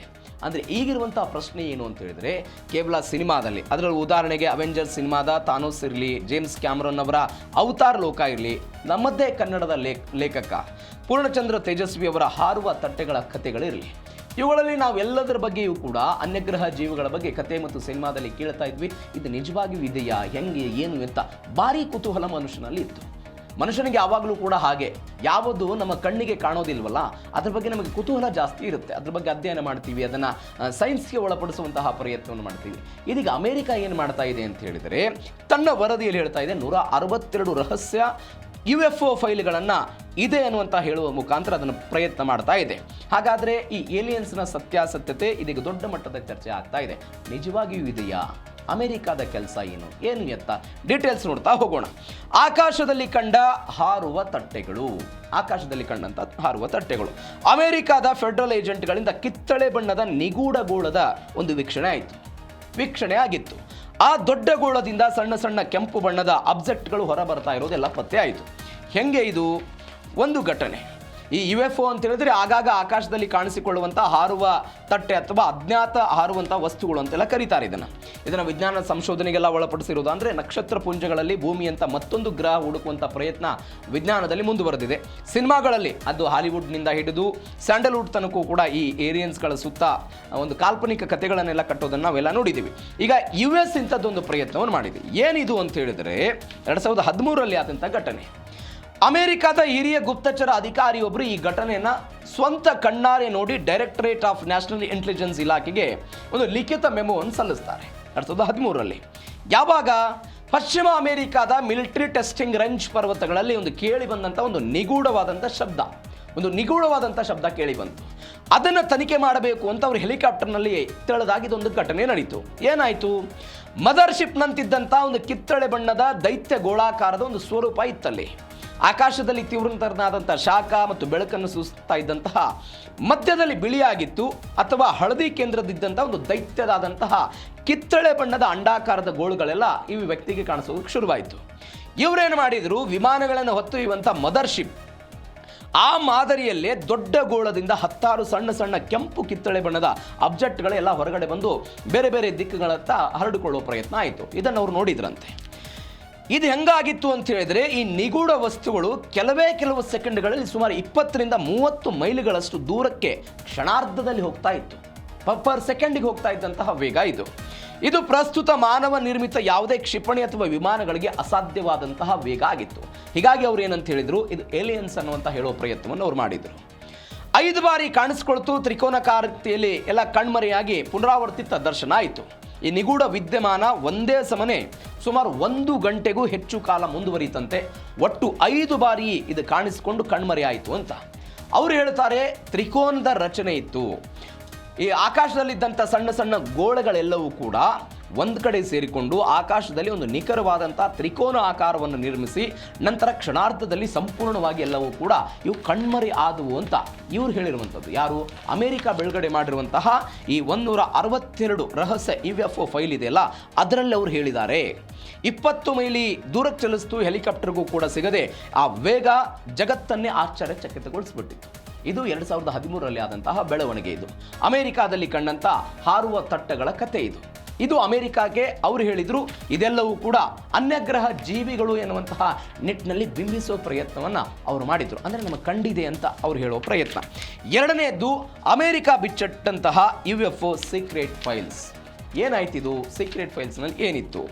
2026 ಮೇ 8ರಂದು ರಹಸ್ಯ UFO ಫೈಲ್ಗಳನ್ನು ಸಾರ್ವಜನಿಕವಾಗಿ ಅಮೆರಿಕ ಇದನ್ನು ಬಿಡುಗಡೆ ಮಾಡಿದೆ. ವಾರ್ ಅಟ್ ಗೌರ್ಮೆಂಟ್ UFO ವೆಬ್ಸೈಟ್ನಲ್ಲಿ 162 ಕ್ಲಾಸಿಫೈಡ್ ಫೈಲ್ಗಳು ಇದೀಗೆಲ್ಲ ಲಭ್ಯ ಆಗಿದೆ ಅಂತೆ. ಈ ಹಿಂದೆ ಯಾರೂ ನೋಡಿರದ 28 ವಿಡಿಯೋಗಳು, 14 ಅಪರೂಪದ ಫೋಟೋಗಳನ್ನೆಲ್ಲ ಅಲ್ಲಿ ತೆಗೆದುಕೊಂಡು ಬರೋ ಪ್ರಯತ್ನ ಆಗಿದೆ. ಹೆಂಗೆ ಬಿಡುಗಡೆ ಮಾಡಿದರು? ಒಂದು ಬೆಳವಣಿಗೆ, ಅಮೆರಿಕ ಸರ್ಕಾರ ಮೇ 8ನೇ ತಾರೀಕಿಗೆ ಇತಿಹಾಸದಲ್ಲಿ ಅತ್ಯಂತ ರಹಸ್ಯವಾಗಿದ್ದಂಥ UFO ಫೈಲ್ಗಳನ್ನು ಅಧಿಕೃತವಾಗಿ ಸಾರ್ವಜನಿಕಗೊಳಿಸಿದ್ದಾರೆ. ಟ್ರಂಪ್ ಅವರೇನೋ ಆದೇಶ ಕೊಟ್ಟಿದ್ದರಂತೆ ಈ ವಿಚಾರದಲ್ಲಿ. Presidential unsealing and reporting system for UFO encounters ಅನ್ನುವಂಥ ಒಂದು ಯೋಜನೆ ಇದು. ಆ ಯೋಜನೆ ಭಾಗವೆಲ್ಲ ಹೊರಗೆ ತೆಗೆದಿದ್ದಾರೆ. ಒಂದು ಅಧಿಕೃತ ಜಾಲತಾಣ ವಾರ್ ಅಟ್ ಗೌರ್ಮೆಂಟ್ UFO ಎನ್ನುವಂಥ ಒಂದು ಪೋರ್ಟಲ್ ಇದು. ಅಮೆರಿಕ ರಕ್ಷಣಾ ಇಲಾಖೆಗೆಲ್ಲ ಸಂಬಂಧಪಟ್ಟಿದೆ. ಇದರಲ್ಲಿ ಅದನ್ನೆಲ್ಲ ಬಿಡುಗಡೆ ಮಾಡಿದ್ದಾರೆ. ಈ ಸೈಟ್ ಆರಂಭವಾದ ಕೆಲವೇ ದಿನಗಳಲ್ಲಿ ಜಗತ್ತಿನಾದ್ಯಂತ 100 ಕೋಟಿಗೂ ಅಧಿಕ ಜನ ಇದಕ್ಕೆಲ್ಲ ಭೇಟಿ ಕೊಟ್ಟಿದ್ದಾರೆ. ಗಮನಿಸಬೇಕಾದ ಸಂಗತಿ, 100 ಕೋಟಿಗೂ ಅಧಿಕ ಜನ ಭೇಟಿ ಹೋದ್ರಿ. ಇಲ್ಲಿ ಮೊದಲ ಹಂತದಲ್ಲಿ 161 ಕ್ಲಾಸಿಫೈಡ್ ಫೈಲ್ಗಳ ಬಿಡುಗಡೆ ಮಾಡಲಾಯಿತು ಮೇ 8ನೇ ತಾರೀಕಿಗೆ. ಇದಾದ ನಂತರ ಮೇ 22ನೇ ತಾರೀಕಿಗೆ 2ನೇ ಹಂತದ ಫೈಲ್ಗಳನ್ನು ಕೂಡ ಎಲ್ಲ ಬಿಡುಗಡೆ ಮಾಡಿದ್ದಾರೆ. ಮಲ್ಟಿಮೀಡಿಯಾ ಪುರಾವೆ ಕೊಟ್ಟಿದ್ದಾರೆ ಇವರು. ಏನಂತ? ಈ ಹಿಂದೆ ಸಾರ್ವಜನಿಕವಾಗಿ ಎಂದೂ ಕೂಡ ನೋಡಿರದಂತಹ ರಹಸ್ಯ ವಿಡಿಯೋಗಳು, ಅತ್ಯಂತ ಅಪರೂಪದ ಛಾಯಾಚಿತ್ರಗಳನ್ನೆಲ್ಲ ಡಿಜಿಟಲ್ ರೂಪದಲ್ಲಿ ಸಾರ್ವಜನಿಕವಾಗಿ ಕೊಟ್ಟಿದ್ದಾರೆ. ಇದರಲ್ಲಿ ಅವರು ವಿವಿಧ ರಹಸ್ಯ ವರದಿಗಳ ಬಗ್ಗೆಯೂ ಕೂಡ ಉಲ್ಲೇಖ ಮಾಡಿದ್ದಾರೆ. ಏನ್ಯಾವುದು? Federal Bureau of Investigation FBI, ಪೆಂಟಗನ್ನ ಏರೋ ವಿಭಾಗ, National Aeronautics and Space Administration, ಇವೆಲ್ಲ ಪ್ರತಿಲಿಪಿಗಳನ್ನು ಅಲ್ಲಿ ಹಾಕುವ ಪ್ರಯತ್ನವನ್ನು ಮಾಡಿದ್ದಾರೆ. ಇದರಲ್ಲಿ ಅವರು ಹೇಳ್ತಾರೆ 1969ರ ಅಪೋಲೋ 11 ಚಂದ್ರಯಾನ ಸಂದರ್ಭದಲ್ಲಿ ಅಲ್ಲಿ ಗಗನಯಾತ್ರಿಗಳು ತೆಗೆದುಕೊಂಡು ಬಂದಿದ್ದು, ಅದೆಲ್ಲದರ ಬಗ್ಗೆ ಇಲ್ಲಿ ಉಲ್ಲೇಖ ಮಾಡುವ ಪ್ರಯತ್ನವನ್ನು ಮಾಡಿದ್ದಾರೆ. ಇದು ಎರಡನೇದಾದರೆ, ಮೂರನೇ ಬೆಳವಣಿಗೆ ಅಮೆರಿಕಾದಲ್ಲಿ ಏನಾಗಿದೆ ಅಂತ ಹೇಳಿದರೆ, ಇದೇ ವಿಚಾರಕ್ಕೆ ಸಂಬಂಧಪಟ್ಟಂತೆ ವಿಜ್ಞಾನಕ್ಕೆ UFO ಸವಾಲು ಹಾಕಿರೋದು. ಹೆಂಗೆ ಸವಾಲು? ಗ್ರೀಸ್ ಸಮುದ್ರದ ಮೇಲೆ ಗಂಟೆಗೆ 80 ಮೈಲಿ ವೇಗದಲ್ಲಿ ಸಾಗ್ತಾ ಇದ್ದಂಥ ನಿಗೂಢ ವಸ್ತು ಇದು ಚಲಿಸ್ತಾ ಇದ್ದಂಥ ವೇಗದಲ್ಲೇ ದಿಢೀರಾಗಿ 90 ಡಿಗ್ರಿ ತಿರುವನ್ನೆಲ್ಲ ಪಡೆದುಕೊಳ್ತಾ ಇತ್ತಂತೆ. ಹೆಂಗೆ ಸಾಧ್ಯ ಆಗ್ತಿತ್ತಿದು? ಏನಾಯಿತು ಬೆಳವಣಿಗೆ ಅಂತ ಹೇಳಿದರೆ, ಅಮೆರಿಕ ಸರ್ಕಾರ ಏನು ಬಿಡುಗಡೆ ಮಾಡಿದೆ. ಇದರಲ್ಲಿ ಇನ್ಫ್ರಾರೆಡ್ ಕ್ಯಾಮ್ರಾದಲ್ಲಿ 2 ನಿಮಿಷ 57 ಸೆಕೆಂಡ್ಗಳ ಒಂದು ವಿಡಿಯೋ ಖಚಿತ ಪುರಾವೆ ಇದೆ. ಅಮೆರಿಕದ ನೌಕಾಪಡೆ ಅತ್ಯಾಧುನಿಕ ಫೈಟರ್ ಜೆಟ್ ಒಂದರ ಇನ್ಫ್ರಾರೆಡ್ ಸೆನ್ಸರ್ ಮತ್ತು ರೆಡಾರ್ನಲ್ಲಿ ಈ ಘಟನೆಯಲ್ಲೆಲ್ಲ ನಿಖರವಾಗಿ ಸೆರೆ ಹಿಡಿದಿದೆ ಅಂತೆ. ಬರೋಬ್ಬರಿ 2 ನಿಮಿಷ 57 ಸೆಕೆಂಡ್ಗಳ ಕಾಲ ನಿಗೂಢ ವಸ್ತು ಪೈಲಟ್ಗಳು ಆಕಾಶದಲ್ಲಿ ಒಂದು ಟ್ರ್ಯಾಕ್ ಮಾಡಿಬಿಟ್ಟಿದ್ದಾರೆ. ನಿಗೂಢ ವಸ್ತು ಕಾಣಿಸ್ತಾ ಇದೆ ಅಂತ. ವಿಲಕ್ಷಣ ಫುಟ್ಬಾಲ್ ಆಕಾರ ಮತ್ತು 3 ಕವಲುಗಳ ವಸ್ತುವಿನ ರೂಪದಂತೆಲ್ಲ ಇತ್ತಂತೆ. ಇದು ವಿಚಿತ್ರ ರಚನೆ. ಕೆಳಭಾಗದಿಂದ 3 ಕವಲುಗಳು ಮತ್ತು ಕಾಲುಗಳಂತಹ ವಿಲಕ್ಷಣ ರಚನೆಗಳೆಲ್ಲ ಹೊರಗೆ ಬಂದಿತ್ತು. ಯಾವುದೇ ಪ್ರೊಪೈಲರ್, ರೆಕ್ಕೆಗಳು ಅಥವಾ ಇಂಜಿನ್ ಹೊಗೆ ಇದೇನಿತ್ತು ಆ ವ್ಯವಸ್ಥೆಯ ಬಗ್ಗೆಯೂ ಕೂಡ ಅಲ್ಲಿ ಉಲ್ಲೇಖ ಮಾಡಿದ್ದಾರೆ. ಇದ್ಯಾವುದು ಕೂಡ ಇರಲಿಲ್ಲ ಅಂತ ಹೇಳಿದ್ದಾರೆ. ಜಡತ್ವದ ನಿಯಮಕ್ಕೆ ಇದು ಸವಾಲು ಹಾಕ್ತಾ ಇತ್ತು. ಅಂದರೆ ಅವ್ರಿಗೆ ಕಂಡಿದ್ದನ್ನು ಅವ್ರು ಏನೇನಾಗಿದೆ ಅನ್ನೋದ್ರ ಬಗ್ಗೆ ಹೇಳ್ತಾ ಇದ್ದಾರೆ. ಜಡತ್ವಕ್ಕೆ ಅದು ಸವಾಲು ಹಾಕಿತ್ತು. ಅಂದರೆ ಗ್ರೀಸ್ ಸಮುದ್ರದ ಮೇಲೆ ಗಂಟೆಗೆ ಸುಮಾರು 80 ಮೈಲಿ ವೇಗದಲ್ಲಿ ನೇರವಾಗಿ ಸಾಗ್ತಾ ಇದ್ದಂಥ ಆ ವಸ್ತು ಏನಿತ್ತು, ಯಾವುದೇ ಮುನ್ಸೂಚನೆ ಇಲ್ಲದೆ ಅದೇ ವೇಗದಲ್ಲಿ ದಿಢೀರಾಗಿ 90 ಡಿಗ್ರಿ ತೀಕ್ಷ್ಣ ತಿರುವನ್ನೆಲ್ಲ ಪಡೆದುಕೊಳ್ತಾ ಇತ್ತಂತೆ. ಭೌತಶಾಸ್ತ್ರಕ್ಕೆ ಇದೊಂದು ಅಸಾಧ್ಯ ಅಂತ. ಅಂದರೆ ನ್ಯೂಟನ್ನ ಜಡತ್ವದ ನಿಯಮ ಇದೆಯಲ್ಲ, ಯಾವುದೇ ಅತ್ಯಾಧುನಿಕ ವಿಮಾನ ಅಥವಾ ಮಿಸೈಲ್ ಇಷ್ಟು ವೇಗದಲ್ಲಿ ಸಾಗುವಾಗ ದಿಢೀರಾಗಿ 90 ಡಿಗ್ರಿ ತಿರುವನ್ನೇನಾದರೂ ಪಡೆದರೆ ಅದರ ಮೇಲಾಗುವಂಥ ಭಾರಿ G-ಫೋರ್ಸ್ ಒತ್ತಡಕ್ಕೆ ಅದು ಗಾಳಿಯಲ್ಲೇ ಪುಡಿಯ ಆಗ್ಬಿಡುತ್ತೆ. ಆದರೆ ಈ ಘಟನೆಯಲ್ಲಿ ಯಾವುದೇ ವಸ್ತು ವಸ್ತುಗೂ ಕೂಡ ಹಾನಿ ಆಗಲಿಲ್ಲ. ಅದಕ್ಕೆ ಅಮೆರಿಕ ಏನು ಹೇಳ್ತಾ ಇದೆ, ಇದು ಏಲಿಯನ್ಸ್ ಅನ್ನುವಂಥ ಹೇಳೋ ಪ್ರಯತ್ನವನ್ನು ಅಮೆರಿಕ ಮಾಡ್ತಾ ಇದೆ. ಇರಾಕ್, ಸಿರಿಯಾ ಮತ್ತು ಜಪಾನ್ನಲ್ಲೂ ಕೂಡ ಇದೇ ರೀತಿಯ ಹಾರಾಟ ಮತ್ತು ಜಾಗತಿಕ ವಿದ್ಯಮಾನಗಳೆಲ್ಲ ಆಗಿತ್ತು. ಕೇವಲ ಗ್ರೀಸ್ ಅಲ್ಲ, ಅಮೆರಿಕದ ಮಿಲಿಟರಿ ನೆಲೆಗಳೆಲ್ಲಿದೆ, ಇರಾಕ್ ಆಗಿರ್ಬೋದು, ಸಿರಿಯಾ ಮತ್ತು ಜಪಾನ್ ದೇಶಗಳು. ಈ ವಾಯು ಪ್ರದೇಶದಲ್ಲೂ ಕೂಡ ಈ ನಿಗೂಢ ತಟ್ಟೆ ಅಥವಾ ಫುಟ್ಬಾಲ್ ಆಕಾರದ ವಸ್ತುಗಳು ಹಾರಾಡಿರೋದು ಅಮೆರಿಕಕ್ಕೆಲ್ಲ ಪತ್ತೆ ಆಗಿದೆ ಅಂತ ಅವರು ಹೇಳಿದ್ದಾರೆ. ಈ ಪೆಂಟಗನ್ ಆತಂಕವನ್ನು ವ್ಯಕ್ತಪಡಿಸಿದೆ ಈ ವಿಚಾರದ ಬಗ್ಗೆ. ಏನಂತ, ಎಲ್ಲ ದೇಶಗಳ ಆಕಾಶದಲ್ಲಿ ಕಂಡುಬಂದ ವಸ್ತುಗಳು, ಹಾರಾಟದ ಶೈಲಿ ಮತ್ತು ತಂತ್ರಜ್ಞಾನ ಎಲ್ಲವೂ ಕೂಡ ಒಂದೇ ಆಗ್ಬಿಟ್ಟಿದೆ. ಆದರೆ ಇದು ಅಮೆರಿಕದ ರಕ್ಷಣಾ ಇಲಾಖೆಯ ತಜ್ಞರನ್ನ ಭಾರೀ ಚಿಂತೆಗೆ ಈಡು ಮಾಡಿದೆ. ಯಾವ ವಿಚಾರಕ್ಕೆ ಚಿಂತೆ ಮಾಡಿದೆ ಬರ್ತೀನಿ ಡೀಟೇಲ್ಸ್ಗೆ. ಅಮೆರಿಕದ ಬಂಡವಾಳ ಏನು ಈ ವಿಚಾರದಲ್ಲಿ ಬರ್ತೀನಿ, ಏನೇನು ಆಗ್ತಾ ಇದೆ ಅಂತ. ಮತ್ತೊಂದು ಬೆಳವಣಿಗೆ ಏನು ಅಂತ ಹೇಳಿದ್ರೆ, ಚಂದ್ರನ ಮೇಲೂ ಏಲಿಯನ್ಸ್ ನೆರಳು. ಚಂದ್ರನ ಮೇಲೂ ಕೂಡ ಏಲಿಯನ್ಸ್ ನೆರಳು. 1969 ಅಪೋಲೋ 11 ಮಿಷನ್ ವೇಳೆ ಬಜ್ ಆಲ್ಡ್ರಿನ್ ಕಂಡಂತ ಹೊಳೆಯುವಂಥ ಒಂದು ಬೆಳಕದು. ಚಂದ್ರನ ಮೇಲೆ ಮಲಗೋದಕ್ಕೆ ಹೋದಾಗ ಕ್ಯಾಬ್ನಲ್ಲಿ ಒಂದು ದ್ವೀಪಗಳು ಮಿನುಗಿದಂಥ ಅನುಭವ ಏನೋ ಆಯ್ತಂತೆ. ಈ ಬೆಳವಣಿಗೆ ಬಗ್ಗೆಯೂ ಕೂಡ ಅವರು ಉಲ್ಲೇಖ ಮಾಡೋ ಪ್ರಯತ್ನವನ್ನು ಮಾಡಿದ್ದಾರೆ. ಏನು ಪ್ರಯತ್ನ ಅಂತ ಹೇಳಿದರೆ, ಗಮನಿಸಬೇಕಾದ ಸಂಗತಿ ಅಂತ ಹೇಳಿದರೆ, ಈ ತ್ರಿಕೋನಾಕೃತಿದೆಲ್ಲ ಇತ್ತಲ್ಲ, ಈ ಪುರಾವೆಯ ನಡುವೆ 1969 ಅಪೋಲೋ 9 ಚಂದ್ರಯಾನದ ಸಂದರ್ಭದಲ್ಲಿ ಗಗನಯಾತ್ರಿಗಳೆಲ್ಲ ಚಂದ್ರನ ಮೇಲೆ ಒಂದು ದೊಡ್ಡ ನಿಗೂಢ ವಸ್ತುವಿನ ಬಗ್ಗೆ ಎಲ್ಲ ರಹಸ್ಯ ನಕ್ಷೆಗಳೆಲ್ಲ ಸೇರಿದೆ ಅಂತೆಲ್ಲ ಹೇಳಿದ್ದಾರೆ. 79 ವರ್ಷಗಳ ಇತಿಹಾಸ ಮತ್ತು ಭೌತಶಾಸ್ತ್ರಕ್ಕೆ ಒಂದು ಸವಾಲು ದೀರ್ಘವಾದಂಥ ವರದಿಗಳು ಅಂತೆಲ್ಲ ಅವರು ಹೇಳ್ತಿದ್ದಾರೆ. ಹೀಗಾಗಿ ಈ ಚಂದ್ರನ ಮೇಲೂ ಕೂಡ ಏಲಿಯನ್ಸ್ ನೆರಳು ಇತ್ತು. ಬಾಹ್ಯಾಕಾಶದಲ್ಲಿ ಭೋಗಿ ಎಂಬ ನಿಗೂಢ ಸಂಕೇತವನ್ನೆಲ್ಲ ಗಗನಯಾತ್ರಿಗಳೆಲ್ಲ ಬಳಸಿದ್ರು ಅಂತ ಅವರು ಹೇಳ್ತಾ ಇರುವಂಥ ವಿಚಾರ. ಚಂದ್ರನ ಒಳಭಾಗದಲ್ಲಿ ಟೊಳ್ಳಿದೆಯೋ, ಗಂಟನಾದದ ಶಬ್ದ ಎಲ್ಲ ಕೇಳಿಬಂದಿತ್ತು ಅಂತ. ಅಪೋಲೋ ಮಿಷನ್ಗಳು ಆ ಅವಧಿಯಲ್ಲಿ ಬಳಸಿದಂತಹ ನೌಕೆಯ ಭಾಗವನ್ನು ಚಂದ್ರನ ಮೇಲೆಗೆ ಅಪ್ಪಳಿಸಿದಾಗ ಚಂದ್ರನು ಒಂದು ದೊಡ್ಡ ಗಂಟೆಯಂತೆ ಬರೋಬ್ಬರಿ 3 ಗಂಟೆಗಳ ಕಾಲ ಕಂಪಿಸಿದ ಅಂತೆಲ್ಲ ಅವರು ಹೇಳಿದ್ದಾರೆ. ಏಲಿಯನ್ ಬೇಸ್ ಇರೋದು ಶಂಕೆಯನ್ನು ವ್ಯಕ್ತಪಡಿಸಿದ್ದಾರೆ ಅವರು. ಏನಂತ, ಇದು ಚಂದ್ರನ ಒಳಭಾಗ ಸಂಪೂರ್ಣವಾಗಿ ಖಾಲಿಯಾಗಿದೆ ಮತ್ತು ಅದು ನೈಸರ್ಗಿಕ ಉಪಗ್ರಹ ಅಲ್ಲ. ಇದು ನೈಸರ್ಗಿಕ ಉಪಗ್ರಹ ಅಲ್ಲ, ಅದರ ಒಳಗಡೆ ಏಲಿಯನ್ಗಳ ರಹಸ್ಯ ನೆಲೆ ಇರಬಹುದು ಅಂತ ಅಮೆರಿಕಾದವರೆಲ್ಲ ಹೇಳಿರುವಂಥ ವಿಚಾರ. ಮತ್ತೊಂದು ಬೆಳವಣಿಗೆ ಏನು ಅಂತ ಹೇಳಿದರೆ, ಈ ವಿಚಾರದಲ್ಲಿ US ಮಿಲಿಟರಿ ಬೇಸ್ನಲ್ಲಿಯೇ UFO ಪ್ರತ್ಯಕ್ಷವಾಗೋದು ಯಾಕೆ ಅಲ್ಲೇ ಪ್ರತ್ಯಕ್ಷ ಆಗುತ್ತೆ? ಅಮೆರಿಕದ ಮಿಲಿಟರಿ ನೆಲೆಗಳಲ್ಲೇ ಇದು ಸಕ್ರಿಯ ಆಗೋದು ಯಾಕೆ? ಇಲ್ಲಿದೆ ಟ್ವಿಸ್ಟ್. ಇಷ್ಟು 4 ನೀವೇನು ನೋಡಿದ್ರಿ, ಏನೇನು ಘಟನೆ ಆಯಿತು 2013, 26, ಅದಾದ ನಂತರ ಇವರು ಬಿಡುಗಡೆ ಮಾಡಿರೋದು 1969, 70. ಇದೀಗ ಇರಾಕ್, ಸಿರಿಯಾ, ಜಪಾನ್ ಮತ್ತು ಹಾರ್ಮುಜ್ ಜಲಸಂಧಿಯಲ್ಲಿ ಅತಿ ಹೆಚ್ಚು ವೀಕ್ಷಣೆ ಮಾಡಿದ್ದಾರೆ ಇವರು. 1947 ರೋಸ್ವೆಲ್ ಘಟನೆಯ ಅಸಲಿ ಸತ್ಯ, ಇದು ಏಲಿಯನ್ ನೌಕೆ ಅಲ್ಲ. ಅಮೆರಿಕ ಹೇಳ್ತಾ ಇದ್ದಂತೆ ಇದು ಏಲಿಯನ್ ಅಲ್ಲ, ಇದೊಂದು ಕುತಂತ್ರ ಅನ್ನೋದು ಸದ್ಯಕ್ಕೆ ಬಯಲಾಗ್ತಾ ಇರೋದು. ಅಮೆರಿಕ ಸರ್ಕಾರ ಬಿಡುಗಡೆ ಮಾಡಿದಂಥ UFO ಫೈಲ್ಗಳ ಬಿಡುಗಡೆ ಬೆನ್ನಲ್ಲೇ ರಕ್ಷಣಾ ತಜ್ಞರೆಲ್ಲ ಕಳವಳವನ್ನು ಹೊರಹಾಕಿದ್ದಾರೆ. ಏನು ಸತ್ಯ ಅದು? ಜಗತ್ತಿನಲ್ಲಿ ಪತ್ತೆ ಆಗಿರುವ 90%ಕ್ಕಿಂತ UFO ವರದಿಗಳು ಅಮೆರಿಕ ಮಿಲಿಟರಿ ಸಕ್ರಿಯವಾಗಿರುವಂಥ ಯುದ್ಧ ಪೀಡಿತ ಪ್ರದೇಶಗಳಲ್ಲೆಲ್ಲ ಪತ್ತೆಯಾಗಿದೆ. ಯಾಕೆ ಪತ್ತೆ ಆಯಿತು ಅಲ್ಲಿ ಅಂತ ಹೇಳಿದರೆ, ಮಿಲಿಟರಿ ನೆಲೆಗಳಲ್ಲಿ UFO ಹಾವಳಿ. ಯಾಕೆ? ಇರಾಕ್ ಅಂದರೆ ಬಾಗ್ದಾದ್, ಸಿರಿಯಾ, ಜಪಾನ್ ಮತ್ತು ಜಾಗತಿಕ ಇಂಧನ ಸಾಗಣೆಯ ಪ್ರಮುಖ ಮಾರ್ಗವಾದಂಥ ಹಾರ್ಮುಜ್ ಜಲಸಂಧಿಯಲ್ಲಿ ಇವರು UFOಗಳು ದಾಖಲಾಗಿದೆ. ಯಾಕೆ? ಅಸಲಿ ಕಾರಣ ಏನು ಅಂತ ಹೇಳಿದರೆ, ಇವು ಪರಗ್ರಹ ಜೀವಿಗಳಲ್ಲ. ಒಂದ್ಸಗೆ ನೀವು ನೆನಪು ಮಾಡ್ಕೊಳ್ಳಿ, ಅಮೆರಿಕ ಹೇಳದಂಗೆ ಏಲಿಯನ್ಸ್ ನಾವು ನೋಡಿದ್ದೀವಿ, ಏನೇನೋ ಆಗಿರ್ಬೋದು, ಹಾಗೇನೂ ಅಲ್ಲ. ಅದು ಪರಗ್ರಹ ಜೀವಿಗಳಲ್ಲ. ಬದಲಾಗಿ ಅಮೆರಿಕ ಮತ್ತು ಅದರ ಶತ್ರು ದೇಶಗಳಾದ ಚೀನಾ ಮತ್ತು ರಷ್ಯಾ ಪರಸ್ಪರವಾಗಿ ಕಣ್ಣಿಡೋದಕ್ಕೆ ಬಳಸ್ತಾ ಇರುವಂಥ ಅತ್ಯಾಧುನಿಕ ರಹಸ್ಯ ಡ್ರೋನ್ಗಳವು, ಸೆಲ್ಫ್ ವಿಮಾನಗಳವು, ಎಲೆಕ್ಟ್ರಾನಿಕ್ ವಾರ್ಫೇರ್ ಅವು. ಇಂಥದ್ದೊಂದು ಕಳವಳವನ್ನು ಯಾರು ವ್ಯಕ್ತಪಡಿಸ್ತಾ ಇರೋದು? ಜಾಗತಿಕ ಅನೇಕ ವಿಶ್ಲೇಷಕರು, ಈ ವಿಚಾರದಲ್ಲಿ ಇರುವಂತಹ ಪರಿಣಿತರೆಲ್ಲ ಹೇಳ್ತಾ ಇದ್ದಾರೆ. 1942 ನ್ಯೂ ಮೆಕ್ಸಿಕೋದ ರೂಸ್ವೆಲ್ನಲ್ಲಿ ಒಂದು ಪತನಗೊಳ್ತು ಏಲಿಯನ್ಸ್, ಅದೊಂದು ನೌಕೆ. ಅದರ ಬಗ್ಗೆಯೂ ಕೂಡ ಅಮೆರಿಕದ ಬಂಡವಾಳ ಅವತ್ತೆಲ್ಲ ಬಯಲಾಗಿತ್ತು. ಇದೀಗ ಒನ್ಸ್ ಅಗೇನ್ ಅದನ್ನು ಹೊರಗೆ ಹಾಕುವ ಪ್ರಯತ್ನವನ್ನು ಇದೀಗ ಮಾಡಿದ್ದಾರೆ. ಎರಡನೇ ಏನು ಅಂತ ಹೇಳಿದರೆ, ಏಲಿಯನ್ ಕಥೆಯ ಹಿಂದೆ ರಾಜಕೀಯ ಕುತಂತ್ರ ಇದೆ ಅಂತ ಅಕ್ಷರಶಃ ಸತ್ಯ ಅಂತ ಹೇಳ್ಬೋದು. ಇದನ್ನು ಅನೇಕರು ಅದನ್ನೇ ಹೇಳ್ತಾ ಇದ್ದಾರೆ. ಏನಿದು ಭೂಮ್ಯತೀತ ತಂತ್ರಜ್ಞಾನದ ಬಗ್ಗೆ ಯಾವುದೇ ಪುರಾವೆಗಳಿಲ್ಲ ಅಂತ ಅಮೆರಿಕದ ಯಾರೋ ಕೊಟ್ಟಿರುವಂಥ ವರದಿ. ಹೆಚ್ಚಿನ UFOಗಳು ಕೇವಲ ಡ್ರೋನ್, ಹವಾಮಾನ ಬಲೂನ್ ಅಥವಾ ಶತ್ರು ದೇಶಗಳ ಸ್ಟೈ ಅಸೆಟ್ಸ್ ಅಂತೆಲ್ಲ ಹೇಳಿದ್ದಾರೆ ಅವರು. ಇದರ ಬಗ್ಗೆ ಒಂದು ವರದಿ ಬಿಡುಗಡೆ ಮಾಡೋ ಪ್ರಯತ್ನ ಆಯಿತು. ಆ ವರದಿಯಲ್ಲೆಲ್ಲ ಹೇಳೋ ಪ್ರಯತ್ನಗಳಾಗಿದೆ. ಅವರು ಹೇಳ್ತಾರೆ, ಅಖಿಲ್ ಡೊಮೈನ್ ಅನಾಮಲಿ ರೆಸಲ್ಯೂಷನ್ ಆಫೀಸ್ ಅಂತ ಅವರು ಕೊಟ್ಟಿರುವಂಥ ವರದಿ. ಇದರಲ್ಲಿ ರಾಜಕೀಯ ಮತ್ತು ಮಿಲಿಟರಿ ತಂತ್ರಜ್ಞಾನವನ್ನೆಲ್ಲ ಬಹಿರಂಗಪಡಿಸೋ ಪ್ರಯತ್ನ. ಭೂಮ್ಯಾತೀತ ತಂತ್ರಜ್ಞಾನಕ್ಕೆ ಯಾವುದೇ ಪುರಾವೆಗಳಿಲ್ಲ ಅಂತ ಅವರೆಲ್ಲ ಹೇಳಿದ್ದಾರೆ.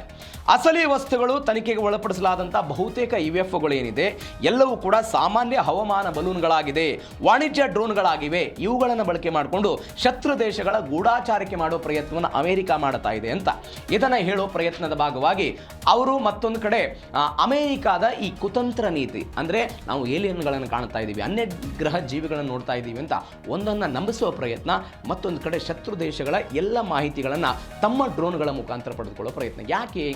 ಅಮೆರಿಕಾದ ಆರ್ಥಿಕ ವ್ಯವಸ್ಥೆಯಲ್ಲಿ ಆಗ್ತಾ ಇರುವಂಥ ಬದಲಾವಣೆಗಳು, ಎಫ್ಸ್ಟೀನ್ ಫೈಲ್ಗಳು ಹೊರಗಡೆ ಬಂದಿರೋದು, ಅದರ ಬಗ್ಗೆ ಅಮೆರಿಕಾದಲ್ಲಿ ದೊಡ್ಡ ಮಟ್ಟದ ಚರ್ಚೆಗಳಾಗ್ತಾ ಇರೋದು, ಜನರನ್ನು ಡೈವರ್ಟ್ ಮಾಡೋದು, ಜಗತ್ತನ್ನು ಡೈವರ್ಟ್ ಮಾಡೋ ಪ್ರಯತ್ನದಕ್ಕೆ ಇದೀಗ ಅಮೆರಿಕ ಮುಂದಾಗ್ತಾ ಇದೆ ಅಂತ. ಇದು ಜೀ ಕನ್ನಡ ನ್ಯೂಸ್ DNA 3ನೇ ಸುದ್ದಿ. ಆದರೆ ಕೊನೆಯ ಸುದ್ದಿ ಮೇಕೆದಾಟು ವಿಚಾರಕ್ಕೆ ಸಂಬಂಧಪಟ್ಟಂತೆ. ಕರ್ನಾಟಕದ ಬಹುನಿರೀಕ್ಷಿತ ಮತ್ತು ಬೆಂಗಳೂರು, ರಾಮನಗರ ಸೇರಿದಂತೆ ಬೆಂಗಳೂರಿನ ಸುತ್ತಮುತ್ತಲ ಜಿಲ್ಲೆಗಳಿಗೆ ಕುಡಿಯುವ ನೀರು ಮತ್ತು ವಿದ್ಯುತ್ ಉತ್ಪಾದನೆಗೆ ಬೇಕಾದಂಥ ಅತ್ಯಮೂಲ್ಯವಾದಂತಹ ಒಂದು ಯೋಜನೆ ಮೇಕೆದಾಟು ಯೋಜನೆ. ತಮಿಳುನಾಡಿನಿಂದ ಕೇವಲ 15 ಕಿಲೋಮೀಟರ್ ದೂರದಲ್ಲಿರುವ ಮೇಕೆದಾಟು, ಕನಕಪುರದ ಮೇಕೆದಾಟಿನಲ್ಲಿ ಒಂದು ಅಣೆಕಟ್ಟನ್ನು ನಿರ್ಮಾಣ ಮಾಡುವ ಮುಖಾಂತರ ಅಲ್ಲಿ ಸಂಗ್ರಹಿಸಬಹುದಾದಂತಹ ನೀರನ್ನು ವಿದ್ಯುತ್ ಉತ್ಪಾದನೆ ಮತ್ತು ಕುಡಿಯುವ ನೀರಿಗೆ ಬಳಕೆ ಮಾಡುವ ಪ್ರಯತ್ನ. ಹಾಗಾದರೆ ಏನಿದು, ಏನಾಗ್ತಾ ಇದೆ? ಸುಪ್ರೀಂ ಕೋರ್ಟ್ನಲ್ಲಿ ತಮಿಳುನಾಡು ಸಲ್ಲಿಕೆ ಮಾಡಿದ್ದಂಥ ಅರ್ಜಿ ವಜಾ ಆಯಿತು. ಹೆಂಗೆ ಅರ್ಜಿ ವಜಾ ಆಯಿತು?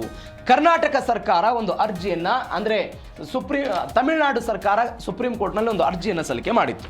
ಏನು ಅರ್ಜಿ ಸಲ್ಲಿಕೆ ಮಾಡಿತ್ತು?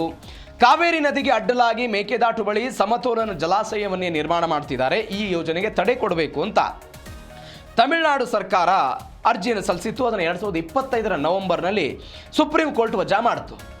ಈ ಸುಪ್ರೀಂ ಕೋರ್ಟ್ ಕೊಟ್ಟಂತಹ ತೀರ್ಪನ್ನು ಮರುಪರಿಶೀಲನೆ ಮಾಡಬೇಕು ಅಂತ ಹೇಳಿ ಒನ್ಸ್ ಅಗೇನ್ ತಮಿಳುನಾಡು ಸರ್ಕಾರ ಅರ್ಜಿ ಹಾಕ್ತು. ಮುಖ್ಯ ನ್ಯಾಯಮೂರ್ತಿ ಸೂರ್ಯಕಾಂತ್, ನ್ಯಾಯಮೂರ್ತಿಗಳಾದಂತಹ ಜಯಮಲ್ಯ ಬಾಗ್ಜಿ ಮತ್ತು ವಿಪುಲ್ ಎಂ ಪಾಂಚೋಲಿ ಇವರಿದ್ದಂತಹ ಪೀಠ ಅರ್ಜಿಯನ್ನು ತಿರಸ್ಕಾರ ಮಾಡಿತು. ಇದೀಗ ಅವರೇನು ಮಾಡಿದರು? ತಮಿಳುನಾಡಿನ ಆಕ್ಷೇಪವನ್ನು ತಳ್ಳಿ ಹಾಕಿರೋದ್ರಿಂದ ಮೇಕೆದಾಟು ಯೋಜನೆಗೆ ಕರ್ನಾಟಕಕ್ಕೆ ಒಂದು ಅತ್ಯುತ್ತಮವಾದಂಥ ಅವಕಾಶ ಸಿಕ್ಕಿದೆ. ಏನೇನು ಕಾನೂನು ಅಡೆತಡೆಗಳಿತ್ತು, ಏನೇನು ನೈತಿಕವಾಗಿ, ರಾಜಕೀಯವಾಗಿ ಏನೇನೆಲ್ಲ ಬೆಳವಣಿಗೆಗಳಾಗಿತ್ತಲ್ಲ, ಆ ಬೆಳವಣಿಗೆಯ ಭಾಗವಾಗಿ ಎಲ್ಲವೂ ಕೂಡ ಆಯಿತು. ಏನು ಸಹಾಯ ಆಯಿತು ಅಂತ ಹೇಳಿದ್ರೆ, ಕಾವೇರಿ ನದಿ ನೀರು ಹಂಚಿಕೆ ಬಗ್ಗೆ ಅಂತಿಮ ತೀರ್ಪು ಏನಿತ್ತಲ್ಲ, ಅದನ್ನು ಕರ್ನಾಟಕ ಉಲ್ಲಂಘನೆ ಮಾಡ್ತಾ ಇಲ್ಲ ಅನ್ನುವಂಥದ್ದು ಈ ತೀರ್ಪಿನಿಂದ ಗೊತ್ತಾಯಿತು. ಏನಿದು ತೀರ್ಪು ಅಂತ ಹೇಳಿದ್ರೆ, 2018 ಫೆಬ್ರವರಿ 16ನೇ ತಾರೀಕಿಗೆ ಅಂತಿಮ ತೀರ್ಪು ಬಂದಿದೆ. ಏನು ಅಂತ ಹೇಳಿದ್ರೆ, ಸಾಧಾರಣವಾಗಿ ಮಳೆಯಾದಂತಹ ಸಮಯದಲ್ಲಿ ಕಾವೇರಿ ಜಲಾನಯನ ಪ್ರದೇಶದ ಒಟ್ಟು 740 TMC ನೀರನ್ನು 4 ರಾಜ್ಯಗಳಿಗೆ ಹಂಚಿಕೆ ಮಾಡಬೇಕು. ಹೇಗೆ? ಕರ್ನಾಟಕಕ್ಕೆ 284 TMC, ತಮಿಳುನಾಡಿಗೆ 404 TMC, ಕೇರಳಕ್ಕೆ 30 TMC, ಪುದುಚೇರಿಗೆ 7 TMC ಅಂತ. ಇದರ ಜೊತೆಗೆ ಅವತ್ತು ಒಂದು ತೀರ್ಪು ಬಂತು. ಕರ್ನಾಟಕ ಬಿಲಿಗುಂಡ್ಲು ಎನ್ನುವಂಥ ಒಂದು ಪ್ರದೇಶದಿಂದ ತಮಿಳುನಾಡಿಗೆ ನೀರು ಬಿಡುತ್ತಲ್ಲ, 192 TMC ನೀರು ಹರಿಸಬೇಕಾಗಿತ್ತು. ಅವತ್ತಿನ ತೀರ್ಪಿನಲ್ಲಿ ಏನು ಉಲ್ಲೇಖ ಮಾಡ್ತು? ಕರ್ನಾಟಕ 192 TMC ನೀರನ್ನು ಹರಿಸೋದು ಬೇಡ, ಅದರ ಬದಲಾಗಿ 177 TMC ನೀರನ್ನು ಹರಿಸಿದರೆ ಸಾಕು ಅಂತ ಕರ್ನಾಟಕ ಅದನ್ನು ಮಾಡ್ತಾ ಬಂದಿತ್ತು. ಇದರ ಹೊರತಾಗಿಯೂ ಕೂಡ ಅತಿ ಹೆಚ್ಚು ಮಳೆಯಾದಂತಹ ಸಮಯದಲ್ಲಿ ನೀರು ಅರಬ್ಬಿ ಸಮುದ್ರವನ್ನು ಸೇರ್ತಾ ಬಂತು. ಇದಕ್ಕೆ ಪರ್ಯಾಯವಾಗಿ ನಾವು ಅದನ್ನು ಬಳಕೆ ಮಾಡಿಕೊಳ್ತೀವಿ ಅಂತ ಬೆಂಗಳೂರಿಗೆ ಕುಡಿಯುವ ನೀರು 404 ಮೆಗಾ ವ್ಯಾಟ್ ವಿದ್ಯುತ್ ಉತ್ಪಾದನೆಗೆ ಇದು ಸಹಾಯ ಆಗುತ್ತೆ ಅಂತ ಈ ಆಲೋಚನೆಯಲ್ಲಿದೆ. ಹೀಗಾಗಿ ಅದರ ಅರ್ಜಿ ವಜಾ ಆಗಿದೆ. ಇದೀಗ ಅದು ಸಹಾಯ ಆಗ್ತಾ ಇದೆ. ಹೀಗಾಗಿ DK ಶಿವಕುಮಾರ್ ಅದನ್ನೆಲ್ಲ ಸ್ವಾಗತ ಮಾಡಿ ಗುದ್ಲಿ ಪೂಜೆ ಮಾಡ್ತೀವಿ ಅಂತೆಲ್ಲ ಹೇಳಿದ್ದಾರೆ. 9,000 ಕೋಟಿಯ ಸಂಜೀವಿನಿ ಇದು. ಏನು ಸಂಜೀವಿನಿ ಯೋಜನೆಯ ಪೂರ್ಣ ಹೆಸರು ಮೇಕೆದಾಟು ಸಮತೋಲನ ಜಲಾಶಯ ಮತ್ತು ಕುಡಿಯುವ ನೀರು ಯೋಜನೆ ಅಂತ ಕರೀತಾರೆ ಈ ಯೋಜನೆಗೆ. ಇದು ಹಾಗಾದರೆ ಈಗ ಶುರುವಾಯಿತಾ? ಇಲ್ಲ, 1948ರಿಂದಲೇ ಈ ಯೋಜನೆ ಅಸ್ತಿತ್ವಕ್ಕೆ ಅಥವಾ ಅದಕ್ಕೆ ಪ್ರಯತ್ನಗಳು ಶುರುವಾಗಿತ್ತು. ಹೆಂಗೆ? ಈ ಕುಡಿಯುವ ನೀರಿನ ಯೋಜನೆ ಜಲ ವಿದ್ಯುತ್ಗೆ ಸಂಬಂಧಪಟ್ಟಂತೆಯೇ ಇದೆ. ಬೆಂಗಳೂರು ಮತ್ತು ಸುತ್ತಮುತ್ತಲಿನ ಜಿಲ್ಲೆಗೆಲ್ಲ ಸಹಾಯ ಆಗುತ್ತೆ. ತಮಿಳುನಾಡಿನ ಆವಾಗಲೇ ಹೇಳಿದಾಗ 15 ಕಿಲೋಮೀಟರ್ ದೂರದಲ್ಲಿರುವ ಕನಕಪುರ ತಾಲೂಕಿನ ಮೇಕೆದಾಟು ಪ್ರದೇಶದಲ್ಲಿ ಒಂದು ಜಲಾಶಯವನ್ನು ನಿರ್ಮಾಣ ಮಾಡೋದು. ಕುಡಿಯುವ ನೀರು ಬೆಂಗಳೂರು, ರಾಮನಗರ, ಬೆಂಗಳೂರು ಗ್ರಾಮಾಂತರ, ಕೋಲಾರ, ಚಿಕ್ಕಬಳ್ಳಾಪುರ, ತುಮಕೂರು ಜಿಲ್ಲೆಗಳಿಗೆ ಕುಡಿಯುವ ನೀರು ಹೋಗುತ್ತೆ. ನೀರಿನ ಹರಿವನ್ನು ಬಳಸಿಕೊಂಡು 400 ಮೆಗಾವ್ಯಾಟ್ ವಿದ್ಯುತ್ತನ್ನು ಉತ್ಪಾದನೆ ಮಾಡಬಹುದು ಅಂತ. ನೀವು 1948ರಲ್ಲಿ ಚಾಮರಾಜನಗರದ ಕೊಳ್ಳೇಗಾಲ ಏನಾಗಿತ್ತು, ಮದ್ರಾಸ್ ರಾಜ್ಯಕ್ಕೆ ಸೇರಿತ್ತು. ಆ ಸಮಯದಲ್ಲಿ ಒಂದು ಆಲೋಚನೆ ಮಾಡಿದರೆ ಏನಂತ, ಕಾವೇರಿ ಮತ್ತು ಅರ್ಕಾವತಿ ಸೇರುವಂತಹ ಮೇಕೆದಾಟು ಕಣಿವೆ ಪ್ರದೇಶದಲ್ಲಿ ನಾವು ವಿದ್ಯುತ್ತನ್ನು ಉತ್ಪಾದನೆ ಮಾಡಬೇಕು, ಸುಮ್ಮನೆ ನೀರು ಎಲ್ಲ ವೇಸ್ಟ್ ಆಗಿ ಹೋಗ್ತಾ ಇದೆ ಅಂತ ಅದ್ರ ಬಗ್ಗೆ ಆಲೋಚನೆ ಮಾಡೋ ಪ್ರಯತ್ನ ಆಯಿತು.